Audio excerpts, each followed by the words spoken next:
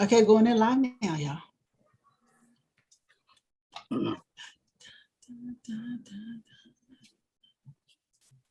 me get that to y'all. Hey. I think. She said I think that we are live on YouTube. Hey y'all, welcome back to another live on YouTube. I've got the AIL team in the house, our IMITATES live, but you know what? You know how we do, we like to play our opening, and I promise you, it's a good opening. You can look at my tape shows and see that it's a good opening. It's just not playing well when we do this here. Okay, but we're gonna work it out. Keep watching. Go on, Shannon, and roll that. You know what I'm saying? You gotta let me share screens. Oh, that's right. I'll be doing too many things. All right, you can go ahead and roll it anytime.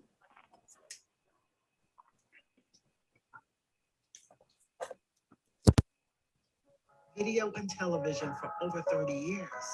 I took a little break, but now I'm back.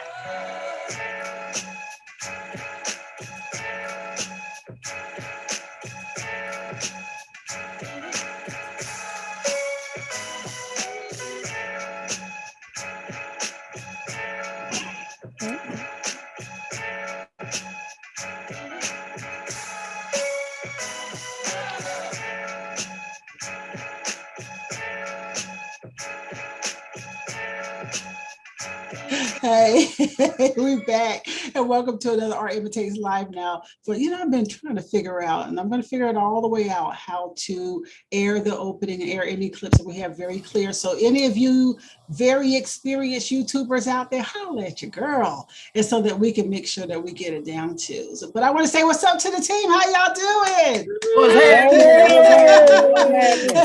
All right. All right, so I'm gonna have everybody introduce themselves. You know, a lot of y'all have been here every week, and they've got some new faces here and there. So we got a new lady in the house. So we're gonna start off with Rickalicious. What's going on, Rick? Whatever it is, I didn't do it yet. Not yet. Right. Okay. Shannon. Hey, how you doing? I'm doing pretty good today. A couple things looking up. We'll see what happens by the end of the week. How are you? I'm great. Thank you. New lady in the house. How you doing, Brittney? I'm fine. Just one from the day. Welcome, right. Brittney. Yes, welcome. Thank you.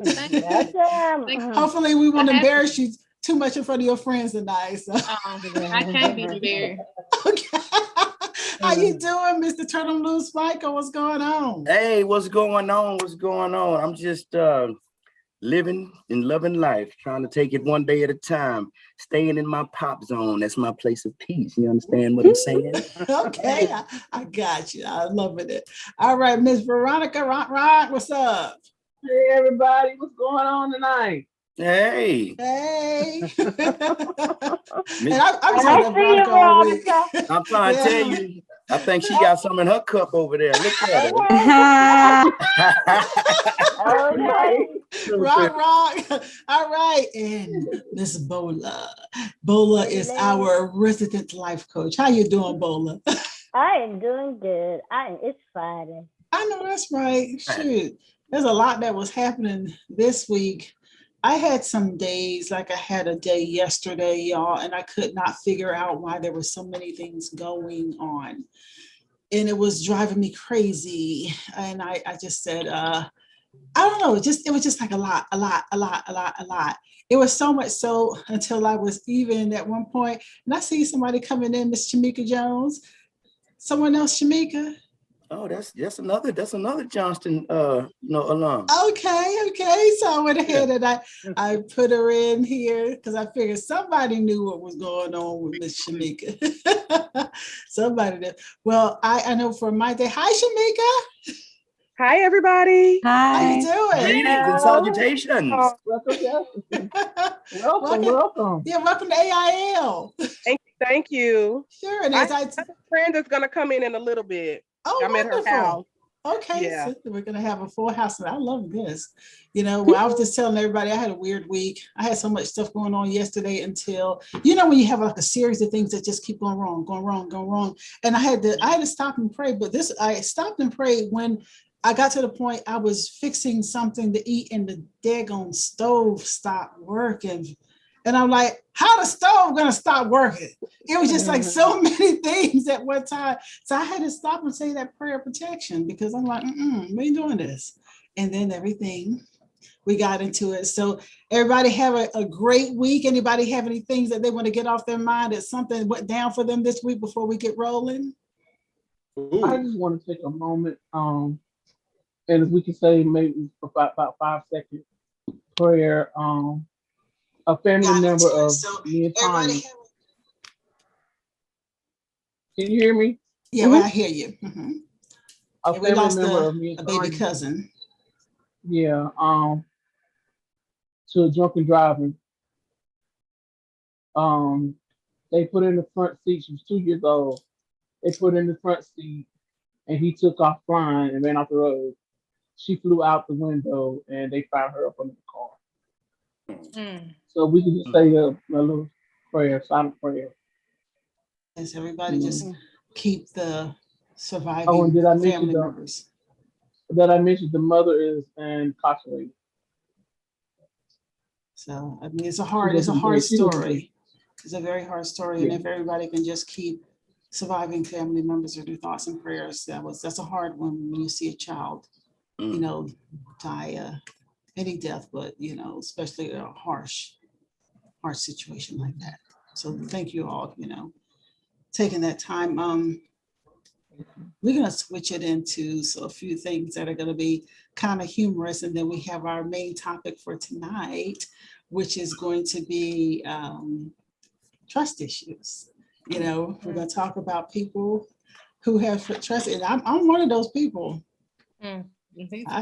Yes, and you know what? People make you be that people. That you have to have some trust issues. You better have some, because the time when I didn't have, and I'll tell y'all what happened to me. The times when I didn't have trust issues, what happened to me, I was a little too trusting. And it's when I came from Texas at that. So we'll get into that story later. But I want to, because Texas, I'm not a Texan. I, adopted y'all when I was there. But I'll say this, Texas, maybe that hospitality, I was feeling a certain type of shield around me that wasn't there when I left, and it just changed into something else, and I'll talk to you about it a little bit later. But I have a few humorous things, and now he's back. After I tear up everything to go protect him, and now he's back in the room here. So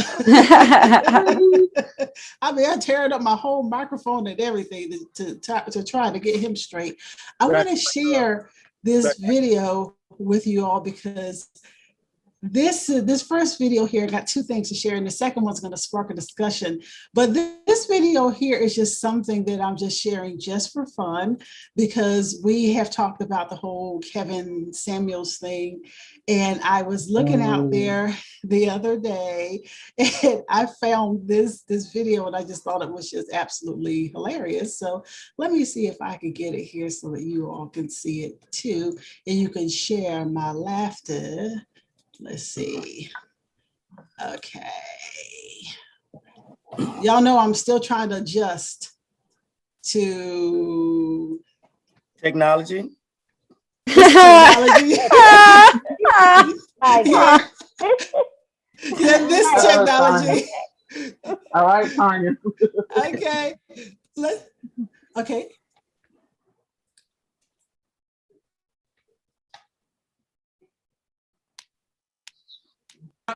Man, don't call me the wrong name, Kevin. Ma'am, don't cut me off, man. Don't call me the wrong name. Ma'am, don't cut me off. Do not cut me off. You know what? Give it a chance. Is it playing? Can y'all see it? Yes. Okay. Do not cut me off, man. Okay, see, this is the problem with the modern day black woman. You want to hold everybody else accountable but yourself. Is that Connect 4? Accountable today. Let you call me the wrong name. Ma'am, this is not Burger King in the night. Okay? No, it's not. Oh my God. your name is Keisha. And I say your name is Creisha. Guess what your name is?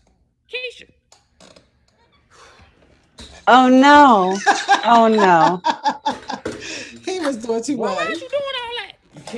You can't make this up. You can't make this up, ma'am. So I'm supposed to just let you call me the wrong name? Ma'am, you're proving my point, ma'am. How? Ma'am, you're proving my point. What point is you talking about?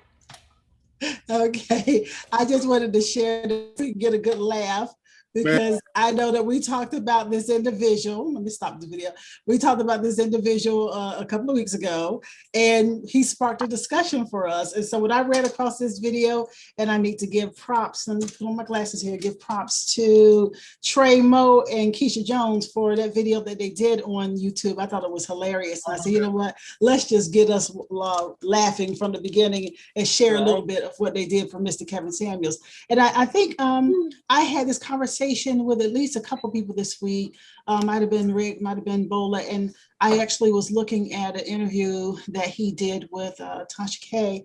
And basically, there's a lot of men out there that really like him because they feel like now he has they have been given a voice. They said that there's so many shows out there that are geared towards women, but none that are geared to the voice of the man. So there's some men out there who like him for that reason. What do y'all feel about that?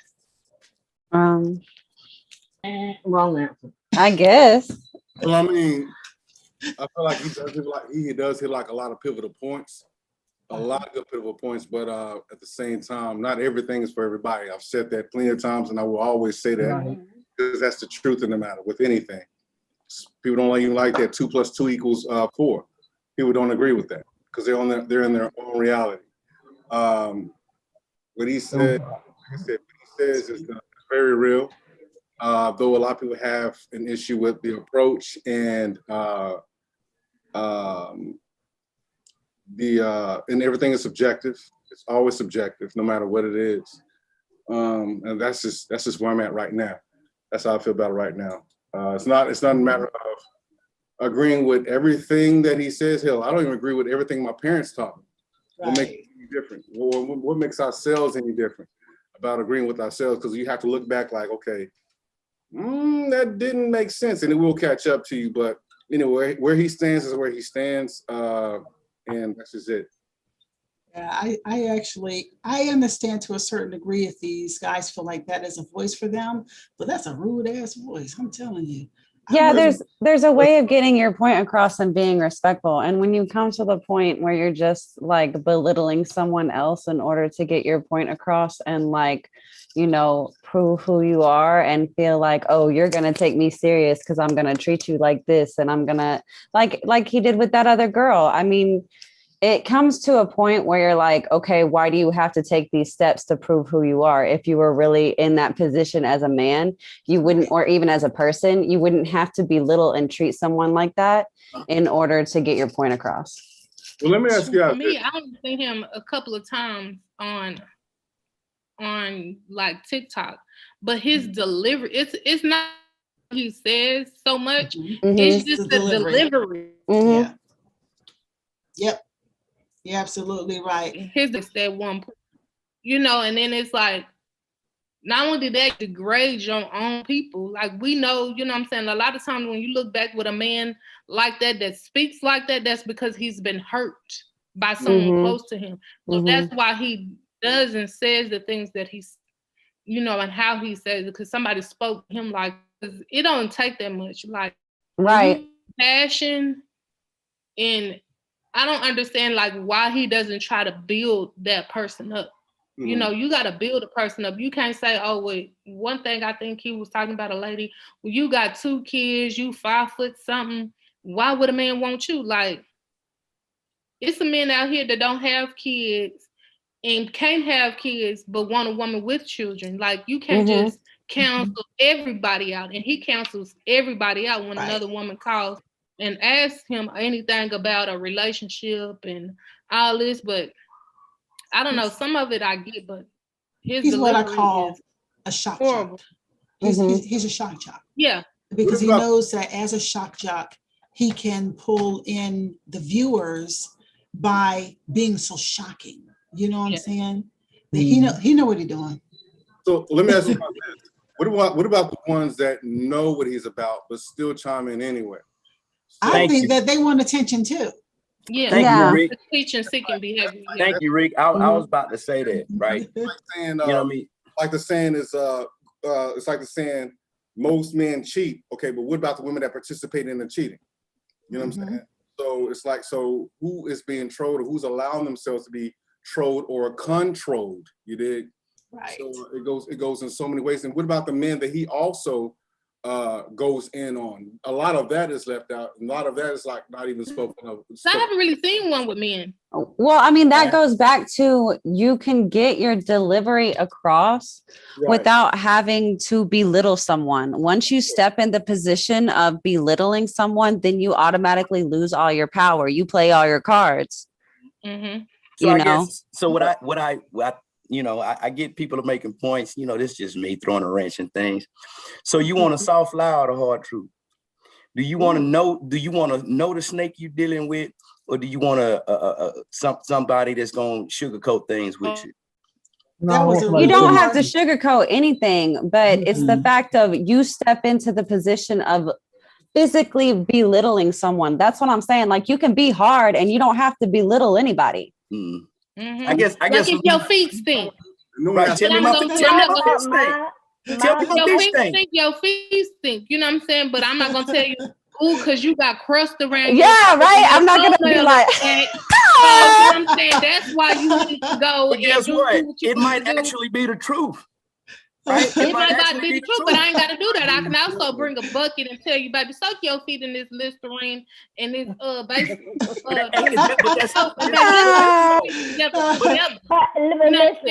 it's still an insult. My sheets. But it's still an insult. Well, you know what? I'm looking at the chat here. Oh, I'm sorry, Bola.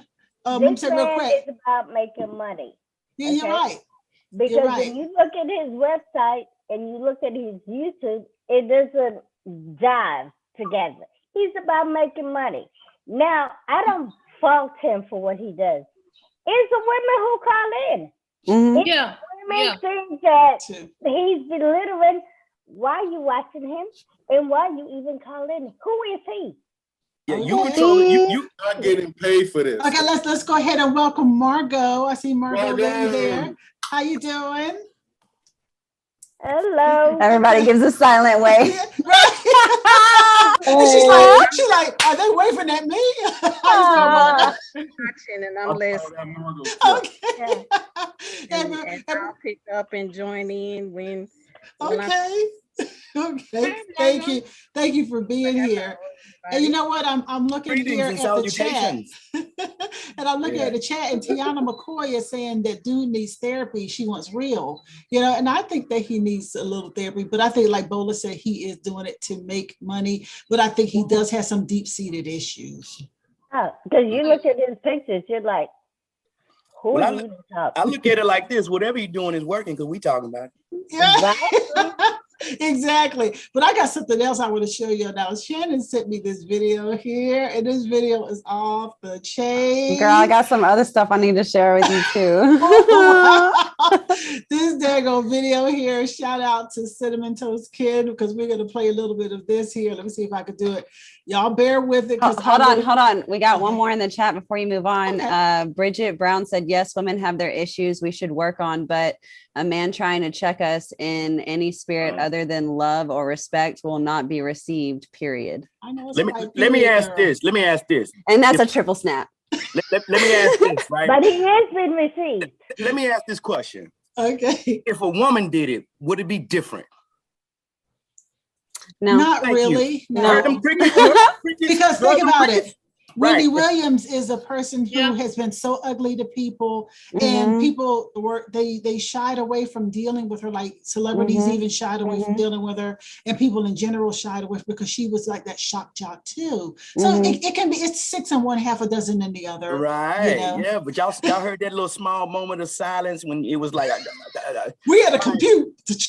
We're like, would it be different? No, it would not. It would not. I had to say who, because I really don't watch TV that much. So it was like, a lot of women do it. A lot of women do it. Yeah, they do. Yeah, we do it to ourselves, or not to ourselves, but we pass judgment on other women all the time. You know, Oh my that's God. we have hurt in ourselves. A lot of the women relationship is about dogging the man.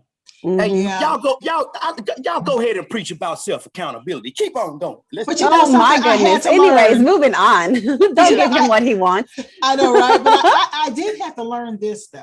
I did have to learn from my male friends, particularly one of my really good friends right now, that we as women, no, first of all, we know this, women judge women, like we said just now, women judge women harder. When you go to a function, a woman is looking at another woman, you dressing for the other women. Let's just start there. You dressing for the other women, everything is about the other woman. And then I found out from my friend that the way that you judge another woman, the man is looking at you like, baby, you really off on the wrong page, because that thing that you talking about on that other woman, we like that. So I had to learn a lot from talking to guys and getting that perspective from guys, that sometimes we were not seeing things in a certain way. So when this dude talks, I can understand what this dude is saying. It's just that his delivery is horrific.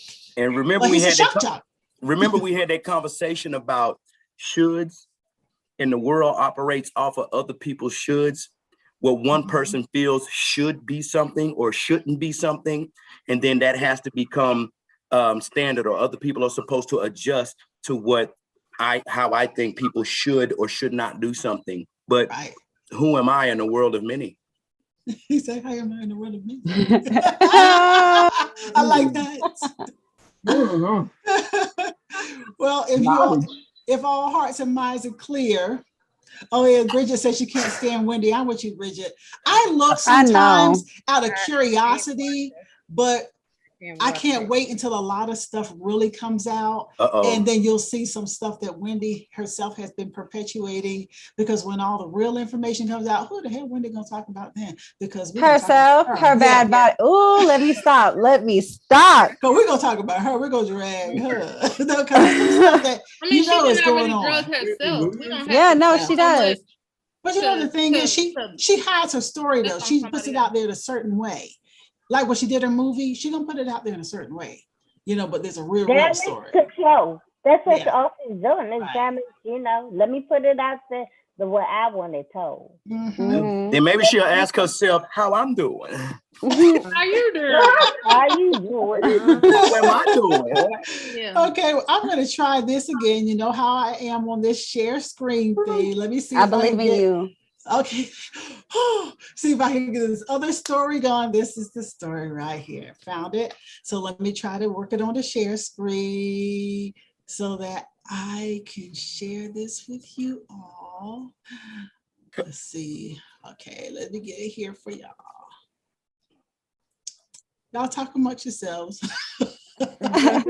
Anticipation. I know this is off the chain, because now when I go over here and I look at it, this is what happens to me sometimes. I see it, and there's so many things on the screen, and I'm kind of like looking over it, but I actually see it now. So there we go. All right, I'm gonna play it. But she's given to her husband, you know. True. Oh yeah. Oh, it's already a teaser. I like it. Oh, heck yeah. She's pretty good. Oh. What is this? It looks like some anime, maybe Death Note, man. I don't know. Yeah, that's what I thought too. That's like Death Note over there. Oh, yeah. Okay. Very That's close. for now. Keeping it real. Yes. That Twitch e-girl as well. Girlfriend. That's his wife, y'all. Be respectful. That's his wife. Oh, that's his wife, y'all. Be respectful. Yeah, and she looks like he's really enjoying. She's just like, oh my god, kill me. So you impressed. know the meme with anime wife. I'm always curious. Are people serious? I guess this guy is. Mm-hmm. Oh, that's my anime wife. How dare you insult her? But it's a joke, right? That PewDiePie. Yes. She's not awake right now because, well, basically she kept hitting the snooze button. So. Wait, he's got the handcuffs on here. Oh, you were right, Ken. You were right. Oh, she's not awake right now. The faces in this chat are beautiful right now. Okay, it's role play. You gotta pretend. The handcuffs, they getting freaky in here, man. Why would you handcuff a doll? Does he handcuff himself? Rick Dan took his glasses all the way off, bro. Handcuffs on in any sexy scenarios. Right, as soon as you get handcuffed, the monster comes walking in the room, and you're like, "Oh God!" What in the world? Just let her sleep. It's not even worth getting her out of bed at this point. Okay, y'all. The whole interaction on a day-to-day basis. Whoa! Along the lines Oh, that's what it is. There you go. Ah. Oh, I love that. It's not even worth getting out of her bed. He just like straight picks her up. All right, get out of bed. Come on. day-to-day basis. You're going on the hook. Along the lines of like getting her dressed, brushing her hair, things of that nature. Have Brings a YouTube channel. I actually. That is creepy. Okay. Okay. Just wanted to Does he share. have a YouTube channel? Oh, let me stop it real quick now. Thank you to Tiana. She was telling me don't forget to optimize. I'm not sure if I hit the button just now, but thank you for sharing that with me, because next time I go over and do that, I'll make sure I do that. I'm getting used to it, Tiana. I'm gonna get it. But what do y'all think about that? I didn't want to tell you what the title was. That guy have a YouTube channel. Was that the guy with the doll? Yeah. Oh, I don't know. He was on one of them shows. Yeah. He was on My Strange Addiction or something like that. Yeah. So what do you think about when people have strange addictions like that? And actually this guy pretty much, he was saying, he says it's his girlfriend. He said it was really more like his wife. No, that's his wife. Yeah, he says like his wife now. So I guess he could go. What is it? Is it where you can double up, put as long as you have more than one person in the car? HOV lane. You're so ugly. You're Bike so ride with One word. That's just ride it up. Well, she already did. But, He needs okay. therapy. After been alive, no dick. So I feel like this. If he had the real thing, his life would probably change. Well, he talks later about how like he just doesn't want to deal. It's pretty much like he doesn't want to deal with the emotional expectations of another person. Yeah. You know, what about when he said the sex was good? I was like, what? No, he said it was extraordinary or something like that. Like, Jesus, she just lays there. Yeah. There's nothing. That's what some men like. It's nothing. Exactly, Bola. Hold on. Wait. Continue. Bola, you said men like for women to just lay there? I said some men like. Oh, some, okay. Yeah. Yeah. He said, wait. Michael said, get it straight. 1 minute. That guy is just the one that don't want to respond back. But I'm like, Oh, Margo, what Margo's saying something. What were you saying? I say he's just probably one that doesn't like the response back or something. I mean, you can tell that something should or could or must be off. He got he's another one. Well, I feel like he might be another one that has gotten hurt by a real one. And he just needed to be, he tired of the drama. Right. Well, when you hear him actually talk, he was probably hurt by a fake one too. Oh my God. You got a point. You got. Maybe he's indecisive. He might be indecisive of what he really wants. He might want a man and might envision her as a man. Right? Never know what that fetish is. That's true. But y'all going. But what the hell in y'all cook tonight?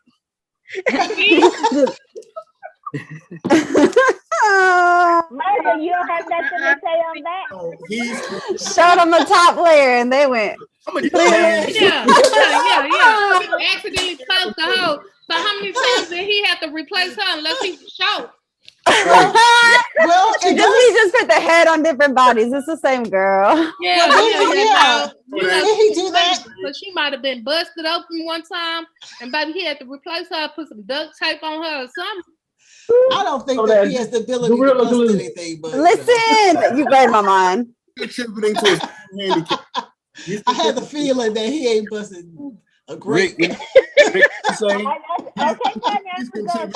own handicap. So small down there. He's contributing. Hold on. Let me ask this. Still being married to his dog, what's the difference between women being married to their vibrator? Hey, I gotta go. I ain't got one of them. Okay, let me tell you. At least it vibrates. I ain't got one and I won't never have one. At least it gives different speeds. It's doing what you. Give him no speed. But it's doing what you I got want to do, Brittney. and that doll is doing what he want to do, right? I got Oh, Brittney when she goodness. said, It I ain't got got you. no Brittney. seat, it Goodness. ain't got no grip. No, You know, he it's put extra lotion in that thing, you know what I'm saying, to get to slip and slide. He wasted a lot of product. You know how much investment that is? Of all right, Well, so one-time yeah. investment. One time. All you got to do is replace batteries. How long? You get the little Energizer and Bunny, baby. Hey, So, he hey, does change her clothes. So he And you don't have to look put here, it boy. in That there, but started you a can put started it a. in the Okay, zone. let me hold on and We get ain't some got to points buy no here. wigs. We already buying our own wigs. Can you Okay. imagine us trying to buy a wig? There you go, for Brittany. Bob? Okay, let's see what Rick, what are you saying? there's a difference between investments and wastements. That right there. It's a waste of everything he got going. Ain't no Hold on, but how is it though? ain't no pheromones coming from that. Ain't no pheromones. You can buy pheromones and spray it down if that's real serious Bro, for no, you. I mean, no, man. That's another investment. Hold on, Okay, no, You man. might as well go buy him a woman. You want to have a he can buy him a prostitute. She can do whatever he needs. but he ain't got to worry about no disease though. He ain't got to worry Yeah, about that's going to jail. his. He ain't got to worry about going to jail. He ain't got to worry about no disease. And then from what y'all said, he wanted to detach from having to have to deal with emotion. Yeah, or even have to talk. Because we all know what they say about emotions. Michael, why did he Make you marry cry her? sometimes? Why did he marry her then? To take himself off the market, baby. He's obviously a prize. That's emotional. Okay, we got a chat. Tiana's in the chat. She says, I bet they have a plug and play feature in them dolls. And she said, the dolls have more expensive batteries. Yep. And she said, Tesla about to change the battery game, though. Yes. Ooh, and I'm gonna hunters do it all the time. Get me a toy with a Tesla battery. To the moon, get low, baby, all you have to do is pull up to the pump and Here's the difference. Here's the difference in the women and the men thing that Michael put on the table just now. You know, the women are not going around naming their toy and putting it out at the dinner table with them and sitting it up in a chair and carrying it around and handcuffing it to the bed. No, they just suction cup to the wall. What Bola you say? Women name their toys. They name them, but I got you what you're saying there, but I'm like he. But I'm not gonna cook dinner. I'm not gonna cook dinner for my rabbit. Hey, look, you are cooking dinner when you put in where it's supposed to go. Oh my goodness. Oh my goodness. So next, ma'am. Next. I done seen plenty of women have embarrassing moments in the TSA airport line. Listen. Well, they should have put it in their own board. I'm not on that. I'm just saying that's why they have to go now. You don't pack the whole thing down, girl. What? Hey, keep schooling us. Keep telling us what you know. Go ahead. I'm just need some lipstick. They didn't never know. That's what it is now. They got some that'll plug into the USB on your computer and everything. I worked at an adult shop when I first moved to Dallas, man. That stuff was so much fun. You ain't just worked there. Come on now. Look at Veronica's face. Look at Veronica's face. I'm not only the owner, I'm also the client.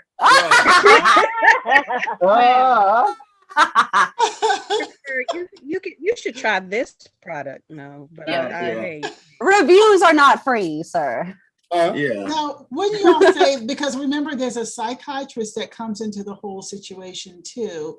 Wouldn't you all say that this individual is basically, you can do what you want in the privacy of your home, but it doesn't seem like this type of person is dealing well with society and societal issues. Wouldn't you say that there's a deep-seated issue there? So my question would be, you know how we was talking and we said what's meant between two people is between two people. What's done in his household is done in his household. So the fact that he went public with it means he wanted people to know his story. So is he seeking attention, or did somebody go in there and say, man, you in here sleeping with this dog? Oh, I'm finna put your ass on blast. You know what I mean? Like, how did that come about? How did that go public? Right. You know what I mean? So he was seeking attention, trying to find him a real lady friend that would accept him and his dog. Oh, so he become one. Some of the same stuff. Well, I don't even think he's interested in a relationship with a woman anyway. From I watched the whole thing before I sent it to her because I watched what's his name, Cinnamon Toast anyway. But I watched I had seen him on TV before, and just the way he talks, he's just like, he really thinks that he already knows what you want, and the fact that you tell him is like demeaning to him. Like, how dare you second guess what you need? I already know. Who's the man with the dog? Yeah. So that's why he got a dog, because it's that's a person to him. He already knows everything she needs because he makes it up as he goes. He be like, "Hey, baby, how was your day?" Girl, I already know. You ready to change that wig and your pants? And she be sitting there like this here. We got a lot of people talking. Okay. Stuck on the TV on that one channel. TV been saying shh. Oh, hold on, baby. I used my hand today. Hey, that's what y'all should do when you go to work. When somebody say something to you at work and you just. I do them kids like well, that. you know why your dog's mouth is like that. Well, now men don't do that. Oh man, y'all are funny to me. Y'all are funny to me. But I'm looking at it still before we leave this and go to our main topic, because this one is my last story I'm going to share. I was thinking about sharing this other thing that a lot of people have seen, but I have to find it first. But don't you all still believe that this is a deep-seated issue? And do you believe that there's a lot of folks out there who do the same thing? Because it kind of looked like there's a group of folks who they're okay with this. Yeah. What do y'all think? In a teaching environment, I do believe like some of my groups, like we have these kids have different clubs that they do. And so you get a lot of kids that have like that going on. See, those dogs have been out since what, the 90s? Oh yeah. Yeah, like, so there's a need for it. So obviously there are people who think like that. Yeah, they're getting better now too. Like they're becoming more computerized and stuff. So they're like actually being responsive. And then eventually, keep talking, girl. Give me some information on it. I'll send you a link. They have a man doll like that as well, don't they? Yeah, they have. Yeah, no, they do. They have men dolls. I know. I'll let you know. They have men dolls. You know what I'm saying? I like real men. I need to feel heat in them. Oh, not the heat. Yeah. Right. I don't need no plastic. Look, she talked herself right up out of her seat. Y'all seen that? That's the only kind of plastic I need. You understand? Did you hear one of the guys when that's right, Shannon would only have heard it. I remember when the guy said that other dolls that have no arms and no legs, and it's just easy access. Yeah, they have, like, for men, they have them that are just like the booty, and it's just the lower half, you know what I mean? Or they have it to where no legs. There's some that are no upper body, and then there's some that are like, just the mouth. There's some that are like just the whole torso. It just depends on what you want, like how much interaction you actually want. Whatever your freaky desires is, somebody done made a toy for it. Yep. This is some HBO Real Sex 1996 types. Long gone are the days of West. I can't do that. What? They have it where it's just like the waist to the butt, like the top of the head, where you just It's like, nigga, don't touch me, don't do nothing. You just you got a little link. Get it in and go. Just like now they got the little lady suction cup tongue thingy, right? Yo, I saw one the other day that popped up on my newsfeed, and I was like, no, every woman is out the game. We are done. They want to talk about our rabbits and stuff. They matched it. They finally matched it. Explain that again. What was this about the tongue? We're not introducing these toys to our partners, though. Why are we solo? Right. But a lot of people do. We can share. So let me ask you this. And I know this is probably way the hell off subject. Some of you listening to these conversations, some of y'all gonna probably y'all some freaks. Shut up. So let me ask We're this here. sexually confident women. There's a difference. So with your sexuality. That's what right. it is. Ain't nothing wrong with that. So when it comes to this whole self-pleasure thing, why is it a secret? Why do people hide? Or why when, like, if you're doing your thing and somebody walk in, why do you jump, fold, and move and try to cover up and hide? Depends on who it is. And you interrupting though. That's intimacy and you didn't scare me and got me off the rhythm. You know, that's what I gotta start all over again. I'm just saying. But isn't it all about the journey? Isn't it all about the journey, not the destination? No, it's about everything. With any toy, you get there in 5 minutes. It's gonna take you a couple of hours to get to where we can get to in 5 minutes. You know what I'm saying? That's why I'm a little different. So I have a daughter that's like 19 right now. So when she was about 14, 15, I didn't want my daughter to find a little boy like him and then give herself away. And then he give her this good thing and her mind go crazy, because that's most of the time back in our day what would happen. Oh, girl, no, you go ahead. I already know where you're going. Vibrator, baby. Know your own jack number, so can't no man. Amen. Take yourself. Yep. And the house church said yes. See, Rick, this is what we had to deal with. Well, do you think that? Wait, bring me back. Hold up. We out here trying to find true love, and then we thinking we doing something with our little old 16-year-old Peter roll. And these women out here doing grown folk things with full-blown bobs, battery operated boyfriends. You know what I'm saying? I don't give her nothing she can penetrate herself with. I just gave her something that looks. Let me ask a question. There's a time and place for everything, and so my partner, my boyfriend, I introduce my toys to him, and he'll say whether he likes them or not. You know.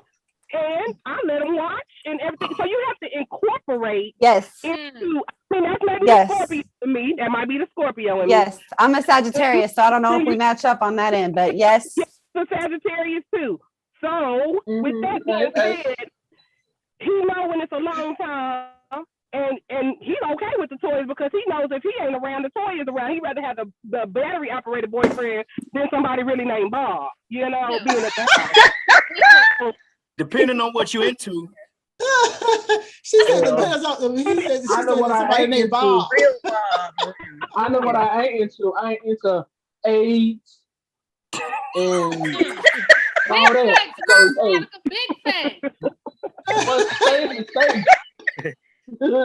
She said, let me tell you what the opposite of my fetishes are. Well, let me ask you, is it that like Brittney said, she has a young daughter and she made that introduction. Is it that we have had so much of a stigma or placed on sex when we were young by our parents that they made too much out of it, and we found out later on that the act of sex was so much different than it was explained to us or what we saw when we were younger? I want to answer that. I want to tag after that. Okay. I want to tag after that. 11 kids, and apparently TV was not enough. You understand me? I was not trying to repeat that cycle. You know, not only repeat that cycle, but I just feel like for boys, you can go find that stiff towel in the corner and have to wash it as a mother. At what, 12? Boys is pulling on themselves. They get to know who they are, how it works, what knowledge. Girls, it's taboo. It's forbidden. It is. Forbidden. I don't know, girl. You gotta wait till you get married, girl. I wish you would, but wait till you get married, girl. Because when you get married, you're gonna cry yourself to sleep. Man, you better get that. No, see, look here. Hey, Brittney out there teaching kids to go ahead and launch their rocket. Go on ahead, girl. Not launch their rocket, just know yourself. You know what I'm saying? Right. No, I'm being silly. Learn yourself. Am I right or am I wrong? No, so I have heard that like from women, like when they talk about their childhood, that they don't really discover themselves entirely. We'll just say that until like later on, or late teens, and then past their teens, like you said, because they are held to a standard, especially depending on how you were raised, right, and everything. Yep. So that's what I mean. Valid. That's valid. Mm-hmm. And especially being Southern, and being raised in the Bible Belt. You know what I mean? Yeah. Go ahead. Like I was taught. Okay, listen. As a child, and I questioned it later on. So just take it as I was very naive and I trusted my parents a whole lot. Okay, so my parents told me one time that they waited till they were married to lose their virginity, trying to convince me that I needed to save my virginity. Hold on. Here's the twist. I had a half brother, half sister from my dad's previous marriage. And I was like, oh yeah. Yeah, that's what happens. Yeah, big naive. So, like, about your upbringing. Right. So, and it almost turns into like a shame factor for women, because it's like, well, you're not pure as the driven snow. Not so much now in the generations that are coming up. Thank God. They don't give a damn now. Well, no, it's more of like we have a sexual discussion now, and it's not like wide open. And I think Margo was trying to say something. Sometimes she had her hand raised. Okay, let's see, Margo. Then I think Shameka was trying to say something too. Let's see, Margo first. Yeah, I just agree with that, especially with being brought up under my grandparents' household. Oof. They were kind of real strict, real stern. Yes, ma'am. No, ma'am. Yes, sir. No, sir. And all of that growing up and being in high school under that household, there was a lot of stuff that just had me confused. We're like, you're in the house all the time. You're not going out and being a kid and having fun. And you can start doing it. Oh, you're doing it too much. Come back in the house. So it just was confusing. And sex just never was a subject that it was either discussed. They were more so in fear of me getting to a certain age and being around boys. And then you might end up coming pregnant, and we don't want that to happen because we want you to finish school. And so it was like more of a scare and a weight. There's know yourself, be confident in yourself, and your health and all in your body. So that was just confusing to me. But yes, I don't think till you're a whole lot older or out of that household and on to into the world, to live your own life, that you really do pick up on who you are, what you like, and all of that kind of stuff. But, well, mine was more based on like, make sure you love that person before you lay down with them. But it was definitely like, just because of the church we were in and how deeply we were tied into the religion, that made it more of like a guilt trip. Yeah. Like if my parents raised me now, especially if my mom raised me now, I know I would not have half the shame I grew up with. That's for sure. And I had a mixture. I had a mixture of adults in my life. I had a mixture of adults in my life. Like my dad's mom, she took me at 15 years old to buy lingerie and told me that you had to be sexy for yourself, and she didn't make it a bad thing to love yourself and whatever you looked like, because I've always been a plus size girl. And so, she was like, love yourself. My dad, he always schooled me on how the little boys was going to try to play. And he always on, what to look for. And he told me one thing: find a man that loves you more than you love him, and you're going to be okay. Now, my mother's mother, she was, even though she had 6 kids, even though she had her first one at 16 years old in one day, because my auntie is 16 years old and one day younger than her, she had 6 kids, but she didn't talk about sex. And you was going to stay in that house because you wasn't going to be fast. You was going to come in at a certain time. But my mom was raised like that. My mom turned out like that. My mom had all her kids out of wedlock.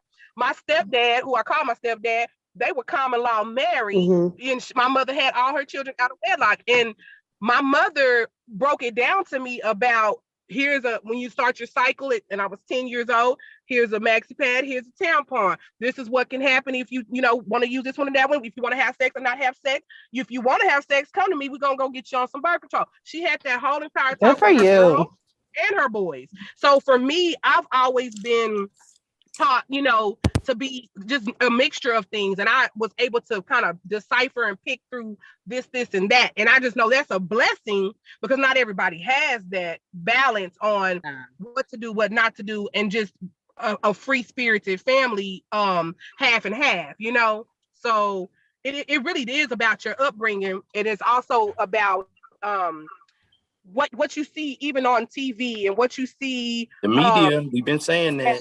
Yeah. But it's supposed, media is exposed the kids to everything. But to that piggyback on what you were saying about parents. Like my mom was like, I'm gonna beat you where it get hot at. And I was like, hot? I don't know what that was. A long time. It took me a long time to realize what she was saying hot. Like my grandma was like, if you smell like self, you can smell yourself before anybody else can smell yourself. And I was like, wow. Yeah. It took me a long time to figure out what self was. So it's like, but then it was like my dad, when I went to my dad's house, I had the freedom to like walk to the car, catch the bus, go to the mall. My mama, I was in the house cooking and cleaning, washing clothes, watching Scooby-Doo. That was it. I couldn't have assignments with boys. I'm talking about I'm in high school and couldn't have these kind of relationships. But I went to my daddy's house, I didn't have those restrictions. Right. Okay. You know, but my cousin, you know, she had kids.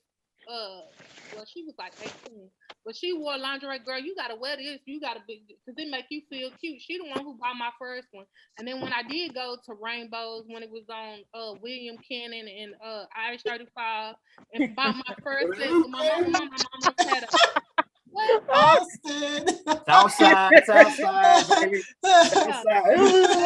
You know, she about to have a heart attack. And then when she met my first boyfriend, it was like, my daddy was a mechanic man, so everything he explained about a man, it came with. Amen. Yes, sir. Man don't take care of what's up on the hood. It ain't about what his inside his car, all it's nice, it's neat. Now it's had about drive shaft. It's what the hood it look like. You know what I'm saying? If it's clacking and all tapping and all that, stop it. Take care of you. Well, you know, I want to raise this point here, and then we'll talk. Shannon, you can bring us what's in the chat. But Bola, I know you're kind of quiet. Bola and I are from the same era of time, and we had, I don't know about you, Bola. Bola's from Sierra Leone, Africa. And I know my parents were more so into provider. They were just into being the provider. And so I remember one time I heard about birds and bees and stuff like that. I thought I'd try my mom. I thought I'd try it. And I went home and asked her. She didn't know what the hell I was talking about. She played complete crazy with me. And I said, okay, I'm going to have to learn this on my own. No.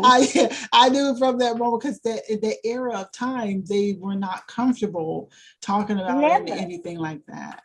If you look at TV over the years, you remember when we were growing up, they never showed a tampon. Right. They never showed a tampon. Like even now, oh my God. Oh yeah. On the TV, what a pad was. That was something your mother, if she talked about it. Right. And even before that, her mother didn't talk about sex. When it came to the woman, you learned it when you got married. You learn all of that stuff when you get married. You do not talk about sex. We had to what? Sneak around. Our sex education. What they learned in sex, I'll be blessed. I'm like, oh no, I can't do that. And now they have full-blown commercials. They say the word period like they really talking in a sentence. You know what I'm saying? And like it's just crazy. But I will say this. Am I the only one that it's empowering. Is it am I the only one who grew up with your parent had the little red balloon hanging on the in the shower and you was making it rain on See my mama what it was? That hot water bag. See my mama and them taught me. Just my call mama it them taught me. They said she said call it what it is. She said we didn't know what it was. Look, my mama. What is it? She said when you go in there. Oh! We're talking about an enema. No, you talking the about hot that water big ass- bottle? No, Yeah, that, the that red water bottle. bag with that long ass white Yeah. tube that came out. Yeah, it's an enema bag. It's an enema bag. Now I'm it's an sorry, bag, baby, but that was a douche bag. Baby. Feel like straight Oh. vinegar. Okay, it was a douche bag. Yeah, Smell like Shameka, straight I'm vinegar. sorry. I asked to unmute you because I wanted to make sure that you were going to show up. I'm watching live, and I want to make sure your comments and everything were in. So that's why I hit the I asked you to unmute. Okay, no problem. Okay, yeah. Okay, y'all. I'm sorry, but I want to move into this next topic, and it's a good segue because we're going to talk about trust issues. And with trust issues, I think I told y'all on day one, I had trust issues, and there's some things that built me there to those trust issues. So the first question is just in general, and everybody's first general answer is going to be something probably different than what we explored. Hopefully it will be. Do you trust yourself, or do you trust your peers more? And some people will say right off the rip, I trust myself, but in their answers and in their thoughts, as we delve in later on, I want to see if you remain the same. So first of all, do you trust yourself or your peers more? It depends on situation. Yeah. Would you say? Yeah, most definitely. What? Yeah, it definitely depends on the situation. Right. I would say that I trust my peers more because a lot of my peers, like, well, everybody pretty much on this call, Brittney, Michael, Rick, Margo. Margo's my best friend. So she's been my best friend since ninth grade. Yeah. So the people that know me and have been around me, I keep a lot of people around me that have known me for decades. So sometimes I don't trust myself because I know myself and I don't trust myself to be in certain situations or make certain decisions. And I'll go bounce it off of Marco, or I'll bounce it off of, me and Rick have really good, deep conversations too. But I'll even bounce it off my mom. So it's really a good question to think about. And I know people are saying it depends on the situation, but me, knowing me, a lot of times I'm indecisive, or I just don't have, I want another perspective because I want to make sure that I'm doing the right thing or saying the right thing or did or said the right thing. So I find a lot of times I go to my peers more about decision-making, and then maybe the next time that situation comes around, I didn't have that trust in myself because I've been through that experience. But I bounce a lot of stuff off of people all the time. Yes. And I had to start doing that because I am a Libra, and Libras are very indecisive. And one day I say, I don't want to be this person, where you're Libra too, Margo? Yes, ma'am. Okay, we could be indecisive like that sometimes, and it can get a little embarrassing. And so I said, first of all, get your thoughts together for you, but then I bounce, and I'm very specific with the people that I go to, and I get some feedback. Because at one time in life, I went from one extreme to the other. I was very indecisive, and then I went to, I know everything. You ain't telling me nothing. So I went to another extreme, and so I had to come back to the middle. So tell me a little bit more about how you all have done it. What I see in life is the more mature you get, the more experiences you have in life, you begin to trust yourself more. Yeah. Because no one can put their shoes in where you are walking. Right. They can have an idea, but they will never put their shoes. So you begin to trust yourself more because you realize it's not accountability. Right. At the end of the day, it's still up to you. So I'll say this. When you asked the question, and I don't know if you was asking for the first initial response, a lot of people said it depends. For me, I don't trust nobody. Hell, I don't even trust myself. So, but I guess to be fair to respond to your question, we think we know who we are, but it's other people that know us a little bit better, right? Because you know what I'm saying? You look at yourself and you may think that you're one thing or that you're not something. And it's other people that see more in you than you even see in yourself, because we always are our own self, what they say, our own worst critic. So And then sorry, Rick. And then I go back to say it does depend.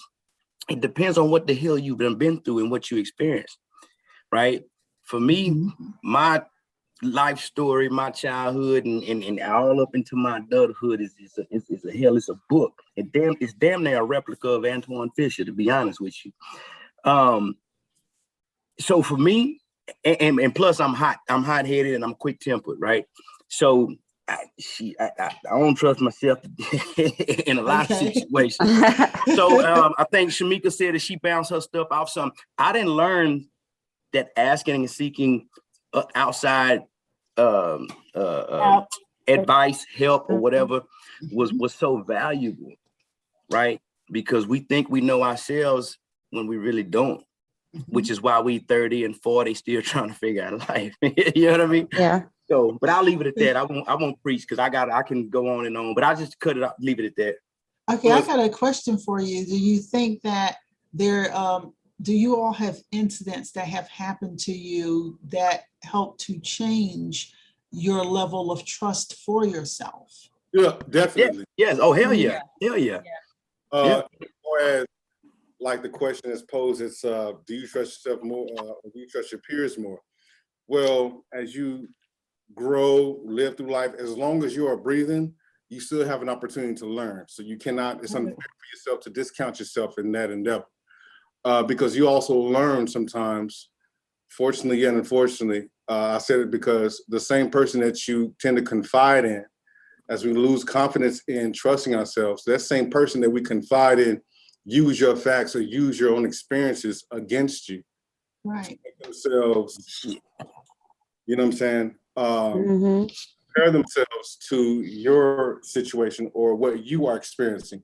So like what you are experiencing, they may have already learned and grown through, and make you feel like at the same time, well, you should know this by now. You should know this by now. You should know. See, you better than me. See, me, I blah, blah, blah, blah, blah, blah, blah, blah, blah, but also leaving out their own discounts, leaving out their own faults at the same time.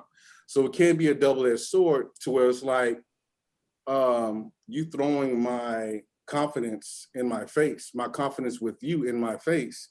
This is supposed to be a growing moment, not a quote, Kevin Samuels moment. You know what I'm saying? Throwing my weaknesses or throwing my vulnerability in my face.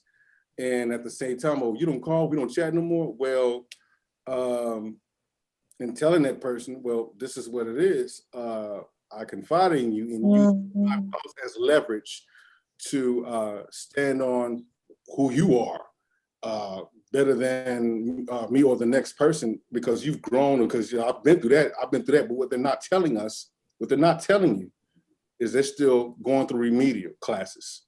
They're going through remedial experiences. Right. So Rick, so I'm gonna tell you, man, you know, me and you, we vibe out and we talk, you know what I'm saying, hours and late night and all that good stuff, man. And you touch on a lot of good things. But I will ask this question when we talk about that whole trust thing. I know I do all the time. Right, me too. If I question myself, how can I, you know what I mean? If I question myself on many different things, then if I'm always questioning myself, and this is me problem, not everybody else. But if I question myself often, can I trust myself the same way? Well, with that said, you are being vulnerable with me. I'm not like everybody else. I don't act differently. My intake on that is like, this cat is letting me know how he feels about himself to a certain extent, but it's like the fact that you are vulnerable, especially with Black men, especially amongst Black men. Right. We don't even volunteer that platform, but when we do, it's like, oh, nigga, you all that extra stuff, and then later on in life, it's like, man, I wish I had somebody, or I wish I had somebody. That's just an opportunity. That's an opportunity for me to be like, as it always has been, ever since even Johnston. Right. Man, We go back like 4 flats on the Cadillac, baby. You know what I'm saying? You better stop it. I'm really listening to you. I really listen to you because, like, I'm condemned when I do things as such. Right. I'm condemned, like I'm weak. I'm this. I'm beta. Like, no, it takes And it takes a certain man to really receive that information and not use it against that man who's struggling, or they are struggling with a lot. So who are you to take what they're giving you and use it as ammo? Yeah. People do that. That happens a lot in relationships. You know what? A lot of people don't understand when you give somebody else that much power, right? You don't know what they're going through. Right. So they're gonna hold on to that power. Right. We all want power. Data collection. That's data collection. That's what that is. Yeah. That's why they created social media. Let me stop. Mike. Better. I think that's why you have to. Yes, you ask people for their opinions, but at the end of the day, you have to. It's a straight and narrow path. What is your path? No one is walking the same path you are. So whatever decisions they give you, whatever advice they give you, is based on what they know. They know about themselves and they know about you. So you can't even trust that. Right, but then you still, that's why you process, analyze, you know what I'm saying, and formulate and come to a decision. And that decision, right, because you got to do what's best for you. You know what I'm saying? What if you make a decision?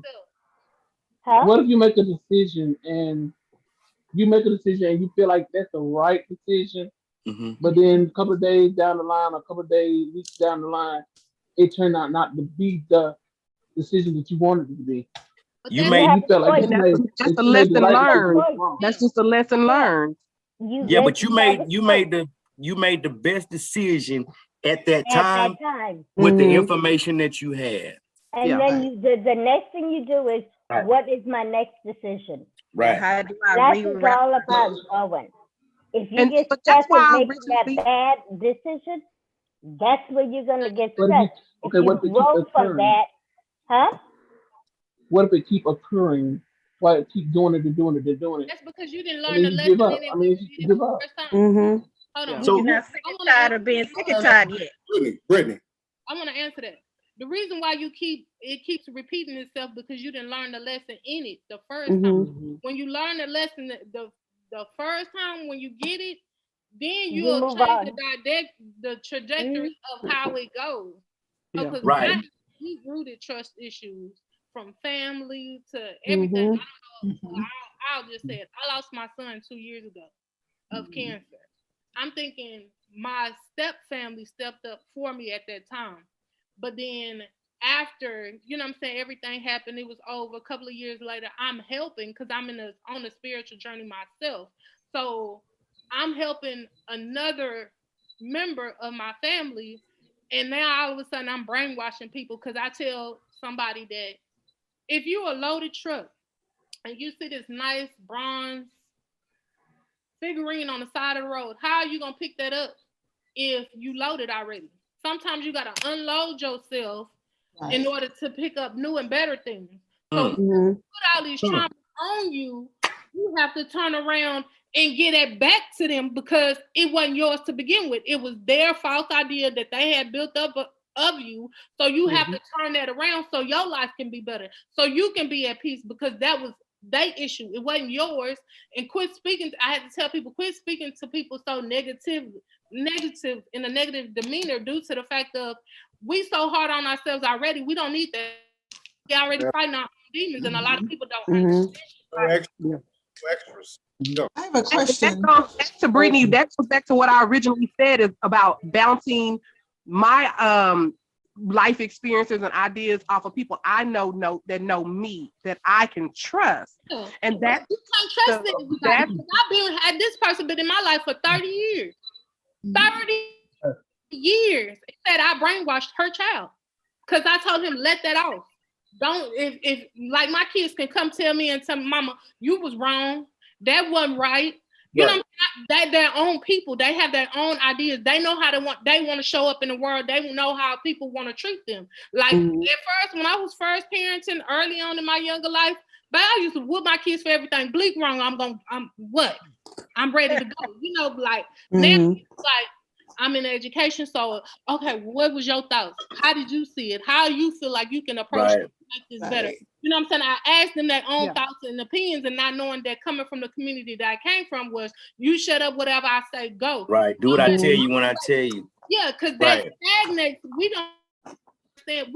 I didn't understand it at that time. That hurts us growing, because when we go into work in the world and we figure out, like with certain people, when somebody tell you no and you ain't never been told no before, it's like, oh my God, what did I do? You know what I'm saying? That's why a lot of kids are turning to drugs. Shock factor. So, Veronica, to answer your question, and the second, Brittney's response, I teach resiliency with what I do.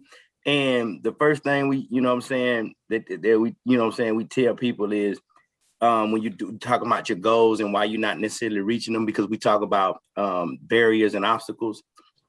If an obstacle keeps representing itself in your life, it's because you have not yet learned how to conquer that obstacle.